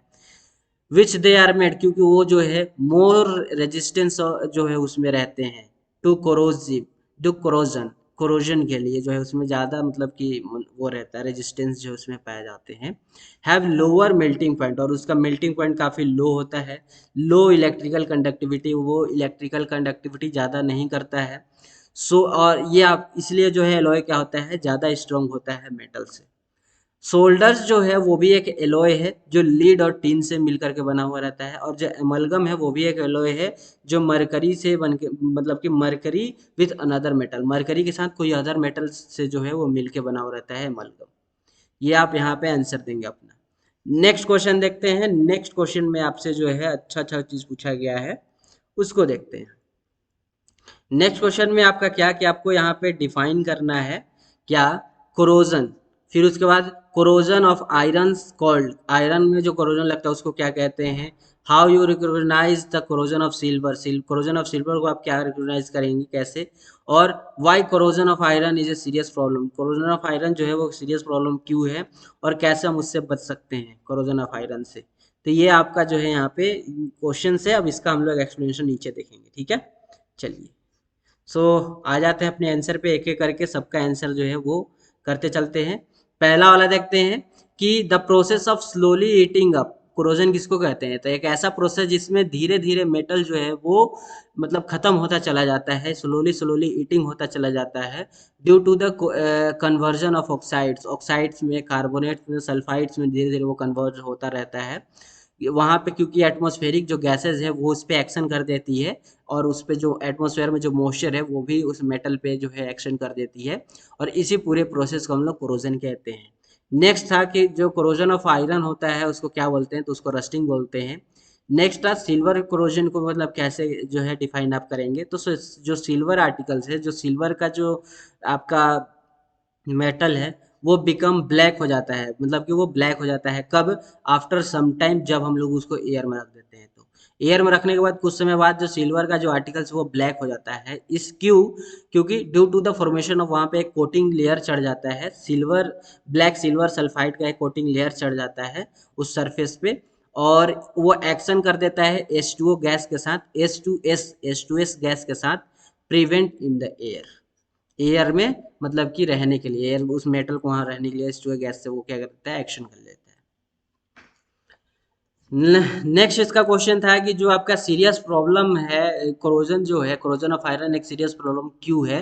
तो उसके लिए है क्योंकि एवरी ईयर जो है बहुत बड़े मात्रा में मनी जो है वो हम लोग खर्चा करते हैं रिप्लेस डैमेज करने में आयरन आर्टिकल्स के, जैसे पुल हुआ, चाहे कहीं भी कोई चीज़ भी लोहे का बना हुआ है और उस पर कोरोजन लग जाता है, फिर उसको हम लोग हटा करके फिर वहाँ एक नया जो है आयरन जो है आर्टिकल्स लगा देते हैं, आयरन का छड़ लगा देते हैं, और ये सब काम करने में, हटाने में, लगाने में, ये सब करने में बहुत ज़्यादा पैसा खर्चा होता है। ठीक है, इसलिए कोरोजन ऑफ आयरन जो है वो बहुत एक सीरियस प्रॉब्लम है हमारे लिए। So corrosion causes damage to car bodies, car bodies को डैमेज कर देता है, ब्रिज को डैमेज कर देता है, आयरन रेलिंग्स को डैमेज करता है, शिप्स को डैमेज कर देता है, ऑल ऑब्जेक्ट्स जो मेटल से बने हैं सबको वो डैमेज करता रहता है। तो इससे बचने का तरीका के लिए नेक्स्ट में डिस्कस करेंगे, नेक्स्ट क्वेश्चन में किसके कैसे बच सकते हैं। तो इस पे क्या करेंगे कि with a layer of oil, oil का एक लेयर चढ़ा देंगे, कोटिंग कर देंगे, तो हम उससे बच सकते हैं कोरोजन ऑफ आयरन से। इससे क्या होगा कि the reason being that the layer of oil does not allow air and water to react the surface of iron. इससे क्या होगा कि जो ऑयल का जो लेयर उसके ऊपर बिछा हुआ मेटल के ऊपर, वो अलाउ नहीं करेगा एयर को या फिर वाटर को उससे रिएक्ट करने के लिए। देखते हैं तेल अगर कहीं जमीन पे गिर जाए, उस पर अगर आप पानी गिराएंगे तो पानी जो है वो निकल जाता है, उससे बाहर आराम से जो है छलक के निकल जाता है। या फिर तेल के अंदर पानी डालिएगा तो देखिएगा वहां पे तेल अलग रहता है उस डब्बे में, और पानी नीचे जो है आपको अलग दिखाई देगा। ठीक है, तो वही कारण है कि एयर और वाटर से जो है वो हमें बचा देगा अगर हम ऑयल, लेयर ऑफ ऑयल अगर उसके ऊपर चढ़ा दे तो। और भी बहुत से जो है आप कर सकते हैं कोरोजन से बचने के लिए। पेंटिंग कर दीजिए, उसको ग्रेनिश कर दीजिए, गैल्वेनाइजिंग कर दीजिए, नोजिंग कर दीजिए, इलेक्ट्रोप्लांटिंग कर दीजिए, ठीक है, या फिर उसको एलॉय में कन्वर्ट कर लीजिए। बहुत से आपका तरीका है, आप उससे कर सकते हैं, ठीक है। तो ये आपका पूरा क्वेश्चन यहाँ पे कंप्लीट होता है। नेक्स्ट क्वेश्चन के ऊपर आगे बढ़ते हैं और नेक्स्ट क्वेश्चन देखते हैं कि हमारा नेक्स्ट क्वेश्चन क्या कहता है। नेक्स्ट क्वेश्चन है कि आपको यहाँ पे क्या करना है, रीजन बताना है, कुछ रीजंस आपको बताने हैं कि जो आयनिक कंपाउंड है उसका हाइलिंग मेल्टिंग पॉइंट और बॉइलिंग पॉइंट जो है वो हाई क्यों होता है, सोडियम जो है वो किरोसिन में ही उसको क्यों केप्ट करके रखते हैं, और कैल्शियम जो है वाटर के साथ रिएक्शन करता है तो लेस वॉयलेंट क्यों होता है रिएक्शन में, सिल्वर आर्टिकल्स जो है वो ब्लैक आफ्टर सम टाइम बाद वो ब्लैक हो जाता है जब हम उसको एयर में रखते हैं, तो इन सब का रीजन बताना है, ठीक है। और लास्ट जो हमारा क्वेश्चन ये है कि prior to reduce the metal sulphide and carbonates must be converted into metal oxide. जो मेटल सल्फाइड है या फिर जो मेटल कार्बोनेट्स है वो जो है वो कन्वर्ट हो जाता है मेटल ऑक्साइड्स में, और एक्सट्रैक्टिंग मेटल, एक्सट्रैक्ट मेटल को वहां से एक्सट्रैक्ट कर लेता है, हटा देता है। ऐसा क्यों हो रहा है, ये सारा चीज जो है आपसे यहाँ पे क्वेश्चन के थ्रू पूछ रहा है। तो चलिए डिस्कस कर लेते हैं एक एक करके। जिसमें पहला क्वेश्चन हम लोग डिस्कस करेंगे, पहला क्वेश्चन जो था हमारा, तो पहले क्वेश्चन में जो है आपका क्या है कि जो आयनिक कंपाउंड है वो आपका हाई मेल्टिंग पॉइंट और बॉइलिंग पॉइंट इसलिए उसका होता है क्योंकि वहाँ पे स्ट्रॉन्ग फोर्स ऑफ अट्रैक्शन होता है, ठीक है। क्योंकि पॉजिटिव चार्ज नेगेटिव चार्ज दोनों आपस में अट्रैक्ट होंगे, क्योंकि दोनों का डिफरेंट साइन है, तो दोनों आपस में अट्रैक्ट होते हैं, यानी कि स्ट्रॉन्ग फोर्स ऑफ अट्रैक्शन होता है, इसलिए आयंस जो है, आयन बॉन्ड जो है वो आपस में एक दूसरे के मतलब के पास आएंगे, और इससे रिजल्ट हमारा ये निकल के आएगा कि इलेक्ट्रोवैलेंट या फिर आयनिक सॉलिड जो है उसमें क्या होता है कि हाई मेल्टिंग पॉइंट और बॉइलिंग पॉइंट होता है। यानी आप बोले हैं कि due to strong force of attraction, इतना भी लिख के आ जाएंगे तो आपका वहां पे आंसर सही हो जाएगा। सेकेंड वाला जो है हम लोग पीछे पढ़ चुके हैं, क्वेश्चन नंबर 23 के बी के सेकेंड वाले जो है क्वेश्चन था, सेम वही आपका आंसर हो जाएगा क्वेश्चन नंबर सेकेंड का। जो कि क्वेश्चन नंबर सेकेंड हमारा था क्या कि सोडियम जो है हम लोग किरोसिन में क्यों कैप्ट करके रखते हैं, ठीक है। तो ये चीज हम लोग पढ़ के आ चुके हैं 23वें नंबर क्वेश्चन में। तो आप 23वें नंबर क्वेश्चन को खोल के देखेंगे अपने इसी लेक्चर में, पीछे जाकर देखेंगे तो आपको मिल जाएगा उसका आंसर।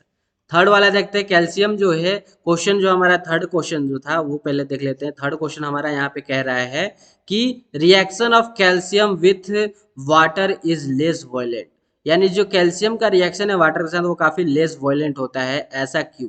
तो यहाँ पे आप क्या लिखेंगे इसका आंसर, इसका आंसर जो है वो आप यहाँ पे लिखेंगे क्या, क्या लिखेंगे सर, आइए देखते हैं क्या लिखेंगे।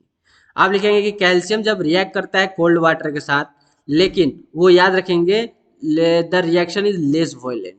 जो कैल्शियम जो है वो कोल्ड वाटर के साथ रिएक्ट करता है लेकिन वो रिएक्शन काफी लेस वॉयलेंट होता है।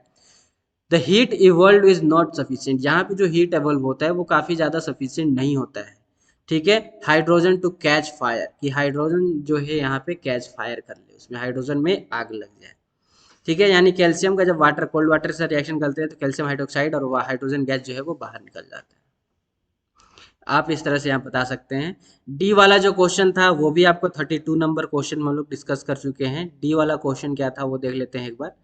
डी वाला जो ये था कि सिल्वर आर्टिकल जो है वो आपका क्या है, सिल्वर आर्टिकल जो है becomes black after some time where expose in air. ये हम लोग अभी जस्ट करके भी आए हैं, अभी आपको याद भी होगा, ज़्यादा पीछे हम लोग का नहीं है ये क्वेश्चन।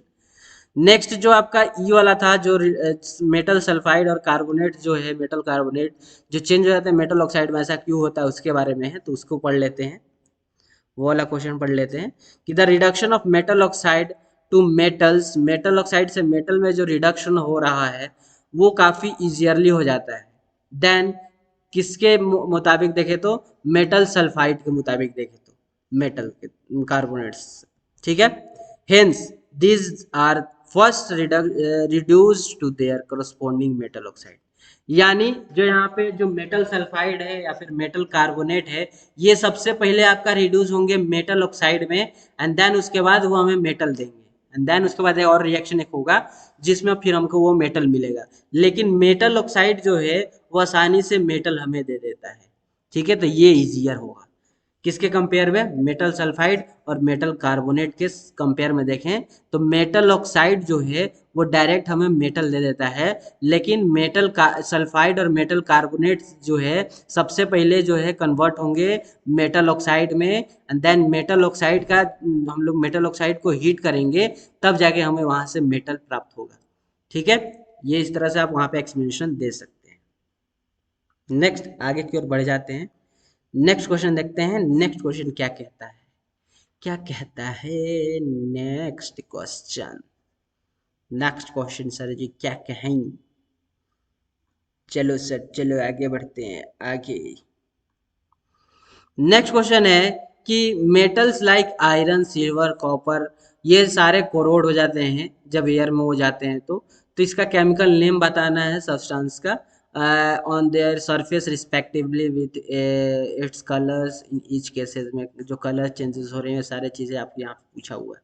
यार ये क्वेश्चन हम लोग कर चुके हैं, ये क्वेश्चन हम लोग कर चुके हैं, जंग वाला जो था वो था। देन उसके बाद जो बी वाला क्वेश्चन है उसमें आपको क्या करना है, प्रिवेंट रस्टिंग से जो है कैसे बचा जाए उसके बारे में है, ये भी क्वेश्चन हम लोग कर चुके हैं। ठीक है, तो पहला वाला क्वेश्चन में है कि iron gets corroded and forms ferric oxide. Iron जो है जब उस पर जंग लगता है तो फेरिक ऑक्साइड में कन्वर्ट हो जाता है, जिसको हम लोग रस्ट कहते हैं या रस्टिंग कहते हैं, और इसका जो कलर होता है वो रेडिश ब्राउन कलर का होता है। जैसे सिल्वर और कॉपर जो है वो आपका यहाँ पे एक एग्जाम्पल आप दे सकते हैं। ठीक है, ये हो गया आपका पहला क्वेश्चन का आंसर। दूसरा वाला जो है आपका यहाँ पे, दूसरा वाला में जो आपको प्रिवेंट के बारे में बताना है रस्टिंग के लिए, तो इसमें पहला है कि आप पेंट कर सकते हैं आयरन रेलिंग को, गेट्स को, इस सब को आप क्या कर सकते हैं, पेंट कर सकते हैं। पेंट आप कर दीजिएगा मेटल सरफेस को, तो वो जो है वो अलाउ नहीं करेगा मॉइस्चर एयर को कांटेक्ट करने में के लिए उस मेटल से। ठीक है, तो हमारा जो मेटल है वो बच जाता है जंग लगने से। ठीक है, और नेक्स्ट स्टेप आप इसमें क्या लिख सकते हैं, नेक्स्ट आप ग्रीसिंग कर सकते हैं, ऑयलिंग कर सकते हैं, और गल्वेनाइजेशन कर सकते हैं, और इलेक्ट्रो प्लांटिंग कर सकते हैं। उसके बारे में यहाँ पे कुछ आपको यहाँ पे डिटेल में लिखा हुआ है, आप इसको घर पे भी पढ़ सकते हैं। प्रिवेंट क्या क्या करना है वो मैंने आपको बता दिया है। ठीक है, ये आपका यहाँ पे हो गया complete. Then next short answer type question जो आते हैं 2 मार्क्स में, जो आपको पूछा गया है 2015 में, उस पे आ जाते हैं। ठीक है, चलिए आगे बढ़ जाए। चलिए सर आगे बढ़ जाइए। ठीक है, तो देखते हैं पहला इसमें क्वेश्चन है कि मेटल विच इज सॉफ्ट है, मेटल एक ऐसा है जो सॉफ्ट है और आराम से चक्कू से कट जाता है, एंड एक नॉन मेटल है जो काफ़ी हार्डनेस सब्सटेंस का है। तो यार देखो, जो चक्कू से कट रहा है वो तो सोडियम हो जाएगा, जो काफ़ी हार्ड है वो कार्बन का एक एलॉय होगा जो कि डायमंड है, जो काफ़ी हार्डनेस होता है। ठीक है, नेक्स्ट है कि एक मेटल है और एक नॉन मेटल है जो exist at A room temperature पे जो है वो लिक्विड फॉर्म में होता है। तो मरकरी जो है वो आपका होता है मेटल में, मरकरी जो है लिक्विड फॉर्म में होता है, और नॉन मेटल में जो लिक्विड फॉर्म में होता है वो आपका कौन सा होता है, ब्रोमीन होता है। ठीक है, याद रखिएगा चचा। ठीक है चचा, याद रखेंगे। नेक्स्ट देखते हैं, नेक्स्ट हमारा 36 नंबर ये है कि mention the name of the metals of the following. यानी कि आपको यहाँ पे मेंशन करना है name of the metals of the following, यानी कि यहाँ पे बताना है कौन कौन से मेटल हैं। 2 मेटल्स आपको बताने हैं एलोय विद आयरन, आयरन का एलोय का आपको बताना है जो स्टेनलेस स्टील का हो, तो वो निकेल और क्रोमियम होता है, याद रखेंगे।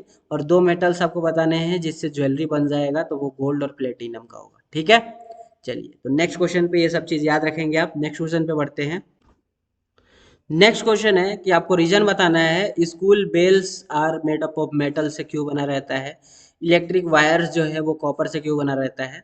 तो आप वहाँ बोल सकते हैं कि जो स्कूल बेल्स है वो मेटल से इसलिए बना हुआ रहता है क्योंकि उसमें सोनोरस होता है, काफ़ी ज़्यादा साउंड होता है, जो प्रोड्यूस काफ़ी ज़्यादा साउंड प्रोड्यूस करता है जब हम उसको उस पर ठोकते हैं या फिर स्ट्रक करते हैं, हिट करते हैं। ठीक है, और इलेक्ट्रिक वायर्स कॉपर से इसलिए बना रहता है क्योंकि कॉपर जो है वो एक गुड कंडक्टर ऑफ इलेक्ट्रिसिटी होता है। ये आप रीजन वहाँ दे सकते हैं। ठीक है, मस्त मस्त क्वेश्चन है जी सर, मस्त मस्त है। नेक्स्ट क्वेश्चन की ओर बढ़ते हैं जो कि कह रहा है कि आपको मेथड सजेस्ट करना है reduction following the metals during their metallurgy process, metallurgy process के दौरान का, ये आपसे यहाँ पे कह रहा है। ठीक है, कह रहा है पहला कि मेटल ए जो है which one of the last and second and third position in the reactivity series, reactivity series में लास्ट पे है, सेकेंड पे है और थर्ड पे है, ये आपको यहाँ पे उसका बताना है। कि वो मेटल ए जो है वो क्या है। ठीक है, उसको जब हम लोग रिएक्शन करते हैं मेटलर्जी प्रोसेस में, तो वहाँ पे क्या चीज़ें होंगी, रिडक्शन करते हैं मेथड द्वारा, तो क्या होगा कैसे होगा, ये सारा चीज़ बताना है। ठीक है, मेटल बी जो है काफ़ी वेगरस रिएक्शन विथ वाटर और एयर से काफ़ी जो है वेगरस रिएक्शन होता है। मेटल सी जो है वो kept in a middle depth activity series, reactivity series, यहाँ पे रिएक्टिविटी सीरीज होगा। ठीक है, ऐसे ये क्वेश्चन आपके एग्जाम में आने लायक नहीं है, क्योंकि इसमें जो है आपका मेटलर्जी प्रोसेस के हिसाब से जो कि आपके एग्जाम में ये टॉपिक नहीं है। ठीक है, ऐसे भी अगर आ जाए तो अब यहाँ पे आ गया तो मैं बता ही देता हूँ। तो आप यहाँ पे आंसर में लिख लेंगे पहले वाले में कि जो ए है can obtained by the chemical reduction, यहाँ पे रिडक्शन के बारे में आपसे क्वेश्चन पूछ रहा है। तो केमिकल रिडक्शन जब हम ए मेटल का करेंगे, यानी मेटल ए का जब केमिकली रिडक्शन करेंगे, तो उसमें क्या होगा, रिडक्शन करने के लिए हम लोग कार्बन या फिर मोनोकार्बन, मतलब कि कार्बन मोनोडाइऑक्साइड का जो हम लोग रिड्यूसिंग एजेंट के फॉर्म में यूज करते हैं, तो आप यहाँ पे कार्बन या कार्बन मोनोऑक्साइड का जो है आप यूज कर लेंगे रिड्यूसिंग एजेंट के फॉर्म में। बी वाला में आप क्या करेंगे, जो वेगरस रिएक्शन है, वेगरस रिएक्शन जिसमें वाटर और एयर जो है वो आपको ऐड, मतलब उसके साथ रिएक्शन करना है, तो वाटर और एयर के साथ रिएक्शन करते हैं तो इलेक्ट्रोलाइटिक रिडक्शन वहाँ पे होता है, याद रखेंगे। और सी वाला जो मिडिल में जो है आपका होता है रिएक्टिविटी सीरीज में, वो आपका एल्यूमिनियम होता है, जो मिडिल में होता है रिएक्टिविटी सीरीज में, वो आपका सी मेटल है। ठीक है, चलो नेक्स्ट क्वेश्चन देखते हैं। कोशिश करेंगे कि जो आपके एग्जाम में क्वेश्चन आए उसी तरह का क्वेश्चन हम लोग बस प्रैक्टिस करें, उससे ज़्यादा फालतू क्वेश्चन को हम लोग ना प्रैक्टिस करें।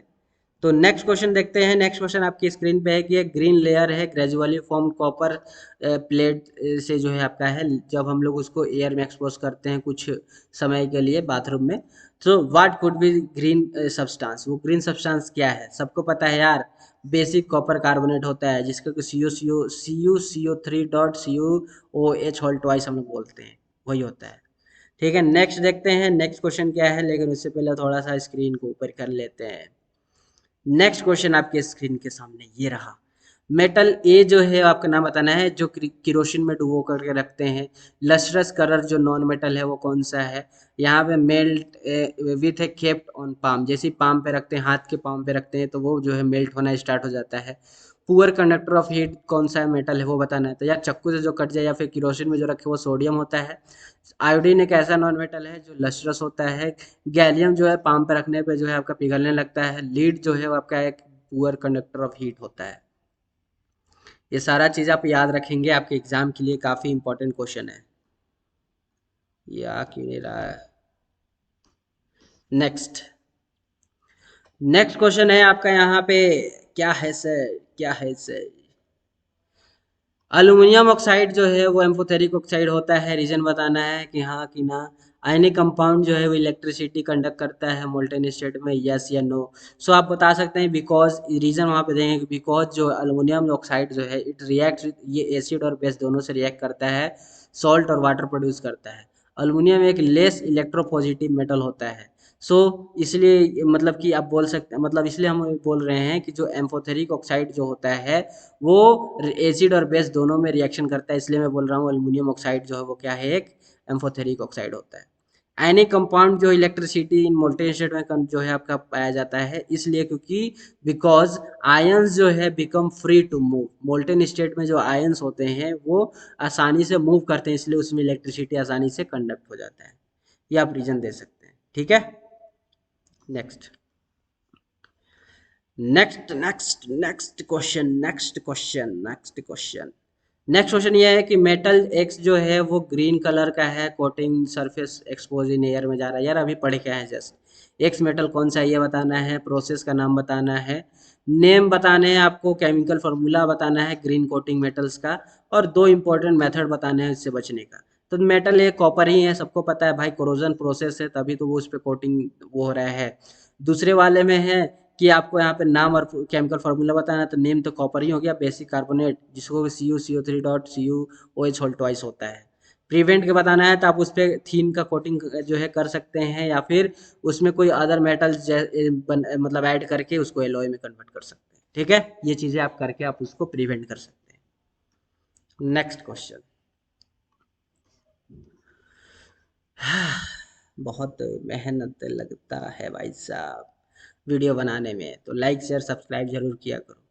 एम्फोथेरिक ऑक्साइड क्या होता है, इसमें से कौन सा फेरिक ऑक्साइड है, कर चुके हैं, होमवर्क में ले लेना इसको, ठीक है, होमवर्क में ले लेना। देन मिनरल और गैंग किसको क्या कहते हैं, अगर ये आपके एग्जाम में आए तो आप इसका डेफिनेशन पढ़ लीजिए, इजी है। मैं अब इसको नहीं कराने वाला यार, डेफिनेशन क्या कराऊं, बताने वाला जो होता है उसको तो मैं बता ही दूंगा। देखो मिनरल एक नेचुरल ऑकरिंग सब्सटेंस होता है जिसमें कि मेटल्स या फिर इसमें से मेटल्स या फिर अदर कोई भी चीज़ को हम लोग वहाँ से मतलब कि निकालते हैं ज़मीन के अंदर से, जिससे हमें प्रॉफिट मतलब कि प्रॉफिट होने के लिए या फिर इकोनॉमिकली होने के लिए, ठीक है, करते हैं। चलो, और रॉक मटेरियल्स होते हैं, इसमें से सफिशिएंट क्वांटिटी में आपका वहाँ से मिनरल्स हमें मिलता है प्रॉफिट करने के लिए। जिंक ब्लेंड हुआ, ये एक और है जहाँ से जिंक मेटल हमें मिलता है। गैंगवे भी एक रॉक मटेरियल है, रॉकी मटेरियल है जो कि प्रेजेंट होता है मिनरल्स और में, जैसे एफईओ एक गैंगू है, ठीक है, जो एक्सट्रैक्ट होता है वहाँ से कॉपर वायर, कॉपर मतलब वायर नहीं, कॉपर मेटल जो है वहाँ से हम लोग एक्सट्रैक्ट करते हैं। सॉरी, क्या हो गया, लगता है ज़्यादा मैं बोल दी, सॉरी। नेक्स्ट क्वेश्चन देखते हैं। नेक्स्ट है कि एक्स जो है वो एक क्या है, नॉन मेटल है। एक्स जो है, एक सेकेंड के पेन ले लेते हैं। एक्स जो है वो आपका नॉन मेटल है जो एग्जिस्ट करता है दो डिफरेंट फॉर्म में, वाई और जेड के फॉर्म में। वाई एक हार्डेस्ट नेचुरल सब्सटेंस है और वहीं पे जो जेड है वो एक गुड कंडक्टर ऑफ इलेक्ट्रिसिटी है। तो आपको एक्स वाई जेड का बताना है कि वो क्या क्या है। तो देखो एक्स जो है वो आपका कार्बन यहाँ पे आप हो जाएगा, वाई जो है वो डायमंड हो जाएगा क्योंकि वो हार्डेस्ट नेचुरल सब्सटेंस डायमंड ही होता है। और जेड जो है जो गुड कंडक्टर ऑफ इलेक्ट्रिसिटी है, और नॉन मेटल यहाँ का है, तो नॉन मेटल में गुड कंडक्टर ऑफ इलेक्ट्रिसिटी क्या होता है, ग्रेफाइट होता है भाई, ठीक है। तो ये आपका यहाँ पे एक्स वाई जेड हो जाएगा। Then why calcium floated in water, क्योंकि हाइड्रोजन ये चीज हम लोग पढ़ चुके हैं, हाइड्रोजन गैस वहाँ पे इवॉल्व होता है, इसके कारण होता है। नेम नॉन मेटल्स का नेम बताना जो लस्ट्रस होता है, और एक मेटल का नाम बताना है जो नॉन लस्ट्रस होता है। आयोडीन जो है वो आपका is a non metal which is lustrous, ठीक है। तो आप यहाँ पे क्या बताएंगे, ये यहाँ पे नाम बताना है नॉन मेटल का जो कि लस्ट्रस होता है, and in metal which is non lustrous. यानी यहाँ पे आपको बताना है कि जो नॉन मेटल का नाम बताइए जो लस्ट्रस है, और एक मेटल का नाम बताइए जो नॉन लस्ट्रस है। तो देखो नॉन मेटल में आपका आयोडीन आ जाएगा जो कि आपका लस्ट्रस जो है वो आपका होता है, और मेटल में जो नॉन लस्ट्रस होता है वो आपका कौन सा होता है, लीड होता है, याद रखेंगे, ठीक है।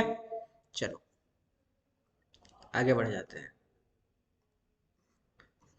52 number questions. Which gas is liberated when metal react with acid, acid के साथ जब मेटल रिएक्ट करता है तो कौन सा गैस लिबरेट होता है, हाइड्रोजन गैस होता है, सबको पता है। प्रीवे मतलब कि यहाँ पे presence in of this gas आपको बताना है, यहाँ पे कि टेस्ट करके बताना है। तो सबको पता है यार, बर्न करते हैं माचिक स्टिक से, कैसे हम इसको पहचानते हैं हाइड्रोजन गैस को, तो माचिक स्टिक को बर्न करके हम उस टेस्ट ट्यूब के पास ले जाते हैं, तो वहाँ पे एक पॉप साउंड निकलता है, सबको पता है पॉप साउंड निकलेगा, तो इस तरह से हम उसको चेक करेंगे। नेक्स्ट है नेम ऑफ मेटल बताना है जो रिएक्ट कर जाए वेरी डाइल्यूटेड HNO3, यहाँ एस नहीं थ्री है, HNO3 से रिएक्ट करे और हाइड्रोजन गैस को इवोल्व करे तो वो मैग्नीशियम मेटल हो जाएगा। कोई भी एक मेसी मेटल जो है आपका रिएक्ट करेगा तो MgNO3 बाहर हो जाएगा, हाइड्रोजन गैस इवोल्व कर जाएगा।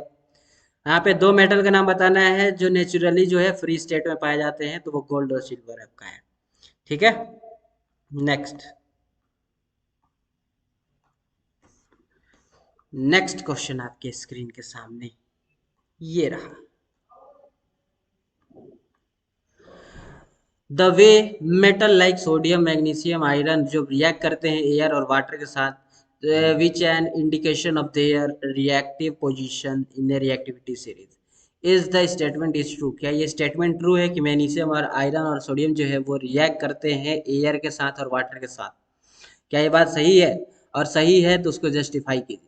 तो यस ये बात सही है कि सोडियम या फिर मैग्नीशियम या फिर आयरन जो है वो रिएक्ट करता है कोल्ड वाटर के साथ और एयर के साथ, और it is a most reactive metal, क्योंकि ये सारे मोस्ट रिएक्टिव मेटल्स है। मैग्नीशियम जो है वो आपका रिएक्ट करता है हॉट वाटर के साथ, लेकिन एक चीज़ याद रखेंगे, मैग्नीशियम जो है वो एक लेस रिएक्टिव मेटल होता है सोडियम के हिसाब से देखें तो। और आयरन जो है वो आपका क्या है, वो सिर्फ रिएक्ट करेगा स्टीम के साथ, स्टीम्स के साथ जो है भाप के साथ वो सिर्फ रिएक्ट करेगा, और ये काफी ज्यादा लेस रिएक्टिव मेटल होता है, काफी ज्यादा लेस रिएक्टिव मेटल होता है। ठीक है, ये आप यहाँ पे पूरा स्टेटमेंट देंगे। ठीक है, चलिए एक्स वाई एसओ फोर जब रिएक्ट होता है तो एक्स एसओ फोर बन रहा है और वाई बाहर निकल रहा है। और जैसे हम इसका उल्टा कर रहे हैं, यानी इस चीज को पहले रख लेते हैं रिएक्टेंट की तरफ और प्रोडक्ट की तरफ जो है वो नो रिएक्शन आ रहा है, तो एक्स और वाई आपको बताना है कि यह क्या होगा।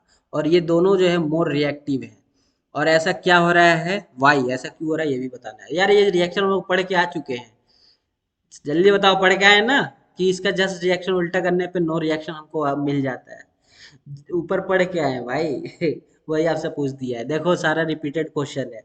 तो x जो है इसमें आपका मोर रिएक्टिव हो जाएगा और देन y y से जो है वो x मोर रिएक्टिव हो जाएगा, तभी x जो है इस y को मार के भगा रहा है और इसके जगह पे खुद आ जा रहा है, यानी x जो है वो मोर रिएक्टिव है y से।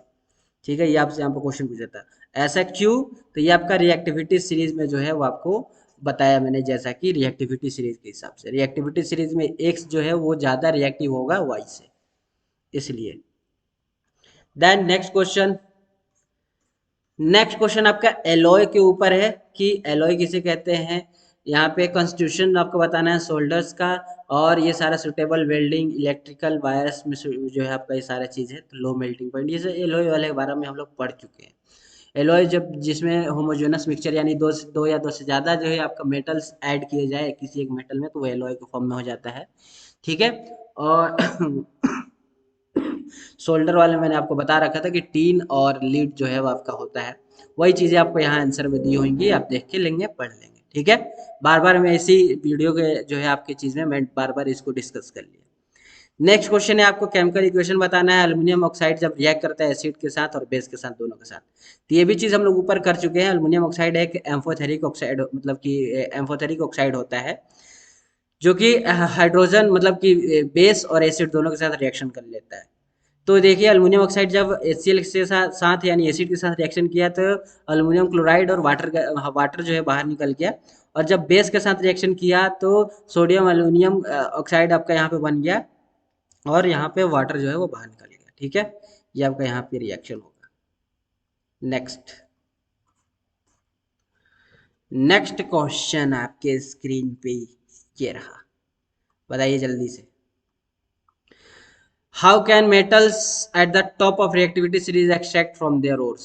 जो रिएक्टिविटी सीरीज के टॉप पे है वहां से हम लोग उस मेटल्स को कैसे एक्सट्रैक्ट करेंगे, ओर में से। ओर में से जो टॉप जो आपके पाए जाते हैं जैसे सोडियम वोडियम हुआ, उसको कैसे ओर में से जो है एक्सट्रैक्ट करते हैं, कैसे करते हैं, एक एग्जांपल बताना है एक्सप्लेन करने के साथ साथ। दूसरा क्वेश्चन है कि एक एलोय मेड फ्रॉम, यानी नेम बताना है आपको मतलब एलॉयस का, जैसे जो मेटल से और जो नॉन मेटल से बना हुआ हो उस तरह का कोई एलॉय का नाम बताना है, और सिर्फ दो मेटल से मिलकर के बना हो उसका एक आपको बताना है नाम। ठीक है, तो चलो देख लेते हैं। सबसे पहले तो यार वही कि दीज मेटल्स आर एक्सट्रैक्टेड, यानी जो मोस्ट रिएक्टिव मेटल्स होते हैं उनको एक्सट्रैक्ट हम लोग करते हैं कौन से प्रोसेस से, इलेक्ट्रोलाइटिक रिडक्शन प्रोसेस से। जैसे एल्युमिनियम काफ़ी मोस्ट रिएक्टिव है, उसको हम लोग बॉक्साइट ओर में से जो है वो एक्सट्रैक्ट करते हैं, कौन से प्रोसेस लगा करके, इलेक्ट्रोलाइटिक रिडक्शन प्रोसेस लगा करके। मेटल्स और नॉन मेटल्स जो है आपका यहाँ पे बताना है कि जो एक मेटल से और नॉन मेटल से जो है आपका क्या है मिल करके बना हुआ जो एलॉय है वो कौन सा है, तो वो स्टील हो जाएगा। दो मेटल से मिल करके जैसे कॉपर और जिंक से मिल करके जो बना है वो आपका ब्रास हो जाएगा। ठीक है, ये आपका एलॉय है, स्टील और ब्रास। नेक्स्ट क्वेश्चन देखते हैं, चलो भाई जल्दी जल्दी बढ़ो, कंप्लीट होने वाला है। नेक्स्ट आपका है यहाँ पे कि वैलेंसी आपको बताना है सिलिकॉन का, जिसका एटॉमिक नंबर 14 होता है। तो देखो सिलिकॉन का एटॉमिक नंबर 14 है, सिलिकॉन का एटॉमिक नंबर 14 है, तो इसको वैलेंसी निकालने का तरीका KLm और 2 8 10, तो ये हो गया, यहाँ पे 4 हो जाएगा लास्ट में, और लास्ट वाला ही आपका वैलेंस इलेक्ट्रॉन या फिर वैलेंसी होता है, तो यहाँ पे इसका वैलेंसी 4 हो जाएगा। फॉस्फोरस का वैलेंसी बताना जिसका एटॉमिक नंबर 15 है, ये मेरे तरफ से होमवर्क है, इसको कर लेना, जस्ट इसी तरह से बनेगा। ठीक है, देन उसके बाद आपको एटॉमिक नंबर 35 का आपको वैलेंसी बताना है, तो ये भी आप कर लीजिएगा, होमवर्क रहेगा। नेक्स्ट देखते हैं। नेक्स्ट आपका मैग्नीशियम ऑक्साइड, ये सारा चीज के बारे में है यार, ये तो मॉडर्न पीरियोडिक टेबल के हिसाब से है और ये चीजें हम लोग कर चुके हैं। ये देख लीजिए यहाँ पे वही लिविस डॉट स्ट्रक्चर, या फिर हम इसको कहें कि जो डॉट स्ट्रक्चर के फॉर्म में हमको यहाँ पे बताना है उसके बारे में, इलेक्ट्रॉनिक कॉन्फ़िगरेशन निकालने का तरीका। तो ये सारा KLM की तरह से एक तरह से आपसे इलेक्ट्रॉनिक कॉन्फ़िगरेशन ही पूछ रहा है। और यहाँ पे इसका एटॉमिक नंबर जो है वो दे दिया है मैग्नीशियम का और ये ऑक्सीजन का। मैग्नीशियम का दे दिया है 12 और ऑक्सीजन का दे दिया है 8, और इससे आपसे वैलेंसी पूछ रहा है। तो ये वाला फॉर्मूला जो है फॉर्म आप जानते ही होंगे, इस तरह से भी आप करके निकाल सकते हैं। नहीं तो मैं वीडियो के पहले स्टार्टिंग में ही इस तरह का चीज़ें मैं बता चुका हूँ। चलो नेक्स्ट है रिएक्टिविटी सीरीज में, इसको अरेंज करना है डिक्रीजिंग ऑर्डर में, Na, K, Cu, Ag को। तो सबसे पहले पोटेशियम होगा, फिर सोडियम होगा, मैग्नीशियम होगा, देन उसके बाद आपका यहाँ पे Ag जो है आपका हो जाएगा। ठीक है, नेक्स्ट देखते हैं। सारा ये चीज़ याद रखेंगे, इंपॉर्टेंट इंपॉर्टेंट क्वेश्चंस करवा रहा हूँ मैं। नेक्स्ट है ये क्वेश्चंस जो है आपका, भाई ये क्वेश्चंस तो हम लोग कर चुके हैं, ये क्वेश्चन तो हम लोग कर चुके हैं, इसको होमवर्क में ले लेना। ये क्वेश्चन हम लोग कर चुके हैं, बार बार नहीं कराएंगे, ये क्वेश्चन हो चुका है, इसको होमवर्क में लो। Ionic compound high melting point boiling point क्यों होता है, हाईली रिएक्टिव मेटल्स जो है वो ऑक्साइड हीटिंग करके कार्बन से बनते हैं, ये सारा चीज़ हम लोग पढ़ चुके हैं। ठीक है, ये होमवर्क में ले लेना। Next, dullness exposing long time, ये सारा चीज़ यार तो कर ही चुके हैं यार, ये सब तो कर ही चुके हैं, ये भी हो चुका है। Next, electric wires are covered, हाँ इसको करते हैं। रीजन बताना है आपको इसमें कि इलेक्ट्रिक वायर्स को हम लोग कवर करते हैं रबड़ के साथ, मटेरियल जो ऊपर से रहता है रेड कलर का ब्लैक कलर का दिखता है, उसको हम लोग रबर्स के साथ कवर करते हैं, या फिर कौन से मेटल के साथ कवर करते हैं, क्यों करते हैं वो बताता है। डाइल्यूट HCl जिंक जो है, डाइल्यूट HCl का रिएक्शन करते हैं तो जिंक जो है वहाँ पे लिबरेट होता है, hydrogen gas, zinc liberated hydrogen gas, वहाँ पे जिंक जो है वो हाइड्रोजन गैस को लिबरेट करता है, मानिए वहाँ से निकलता है। बट कॉपर जो है वो नहीं करता है, कॉपर जो है वो हाइड्रोजन गैस को लिबरेट नहीं करता है, ऐसा क्यों। सल्फाइड और ऑफ मेटल जो है वो फर्स्टली कन्वर्ट होगा ऑक्साइड में, एंड देन उसके बाद मेटल जो है वो हमें देता है। ये सारा तो पढ़ चुके हैं, इसे देख लेते हैं ऐसे एक एक करके। रबड़ जो है वो इंसुलेटर होता है, वो जो है आपका वहाँ पे इंसुलेटर में इलेक्ट्रिसिटी फ्लो नहीं होता है, यानी फ्लो नहीं होता है। जिंक जो है मोर रिएक्टिव होता है हाइड्रोजन से, इसलिए जो है वो जिंक जो है वो हाइड्रोजन को रिप्लेस करके और उसके जगह पाया जाता है, और वहाँ से हाइड्रोजन गैस जो है वो इवॉल्व हो जाता है। लेकिन कॉपर जो है वो मोर रिएक्टिव नहीं होता है हाइड्रोजन से, रिएक्टिविटी सीरीज में हाइड्रोजन के बाद आता है कॉपर, लेस रिएक्टिव होता है हाइड्रोजन से, इसलिए वहाँ पे हाइड्रोजन लिबरेट नहीं होता है। और तीसरा जो सल्फाइड ओर है वो आपका क्या होता है, सल्फाइड और सबसे पहले क्या होता है, फर्स्टली वो ऑक्साइड में कन्वर्ट होता है, देन उसके बाद वो हमें मेटल देता है। तो ये जो है वो आपका काफ़ी ईजियर प्रोसेस होता है, जिसमें हम लोग डायरेक्ट रिड्यूस ऑक्साइड, मतलब कि उसको रिड्यूस करके ऑक्साइड फॉर्म में, ऑक्साइड और में कन्वर्ट करते हैं। और ऑक्साइड और जो है वो आपका क्या होता है, डायरेक्ट मेटल हमें दे देता है, अगर कंपेयर टू सल्फाइड और के हिसाब से देखें तो। यानी सल्फाइड और सबसे पहले जो है, सल्फाइड और हमें जो है ऑक्साइड और में कन्वर्ट करके देगा, एंड देन ऑक्साइड और को हीट करते हैं तो वो हमें मेटल देता है।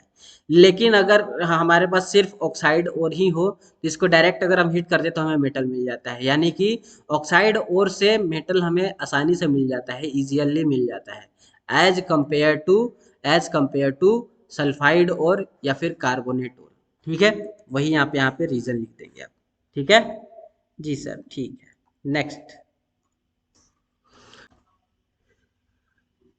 तो ये हमारा हो गया, ये लास्ट क्वेश्चन था हमारा इस चैप्टर का। तो मेटल्स नॉन मेटल्स का भी हम लोगों ने प्रीवियस ईयर पूरा कंप्लीट किया। ठीक है, अब आपका जो नेक्स्ट लेक्चर होगा उसमें हम लोग प्रीवियस ईयर क्वेश्चन पर करेंगे कार्बन एंड इट्स कंपाउंड से, और उसको भी जो हम लोग कंप्लीट कर लेंगे। ठीक है, उसके बाद आपका फिजिक्स का जो है आपका बच जाएगा प्रीवियस ईयर क्वेश्चन पेपर, मतलब कि क्वेश्चंस, उसको भी हम लोग कर लेंगे। ठीक है, और क्वेश्चन यार देखो यहीं से बचेगा, अपने दोस्तों में शेयर करो ताकि मेरा मोटिवेशन हाई हो।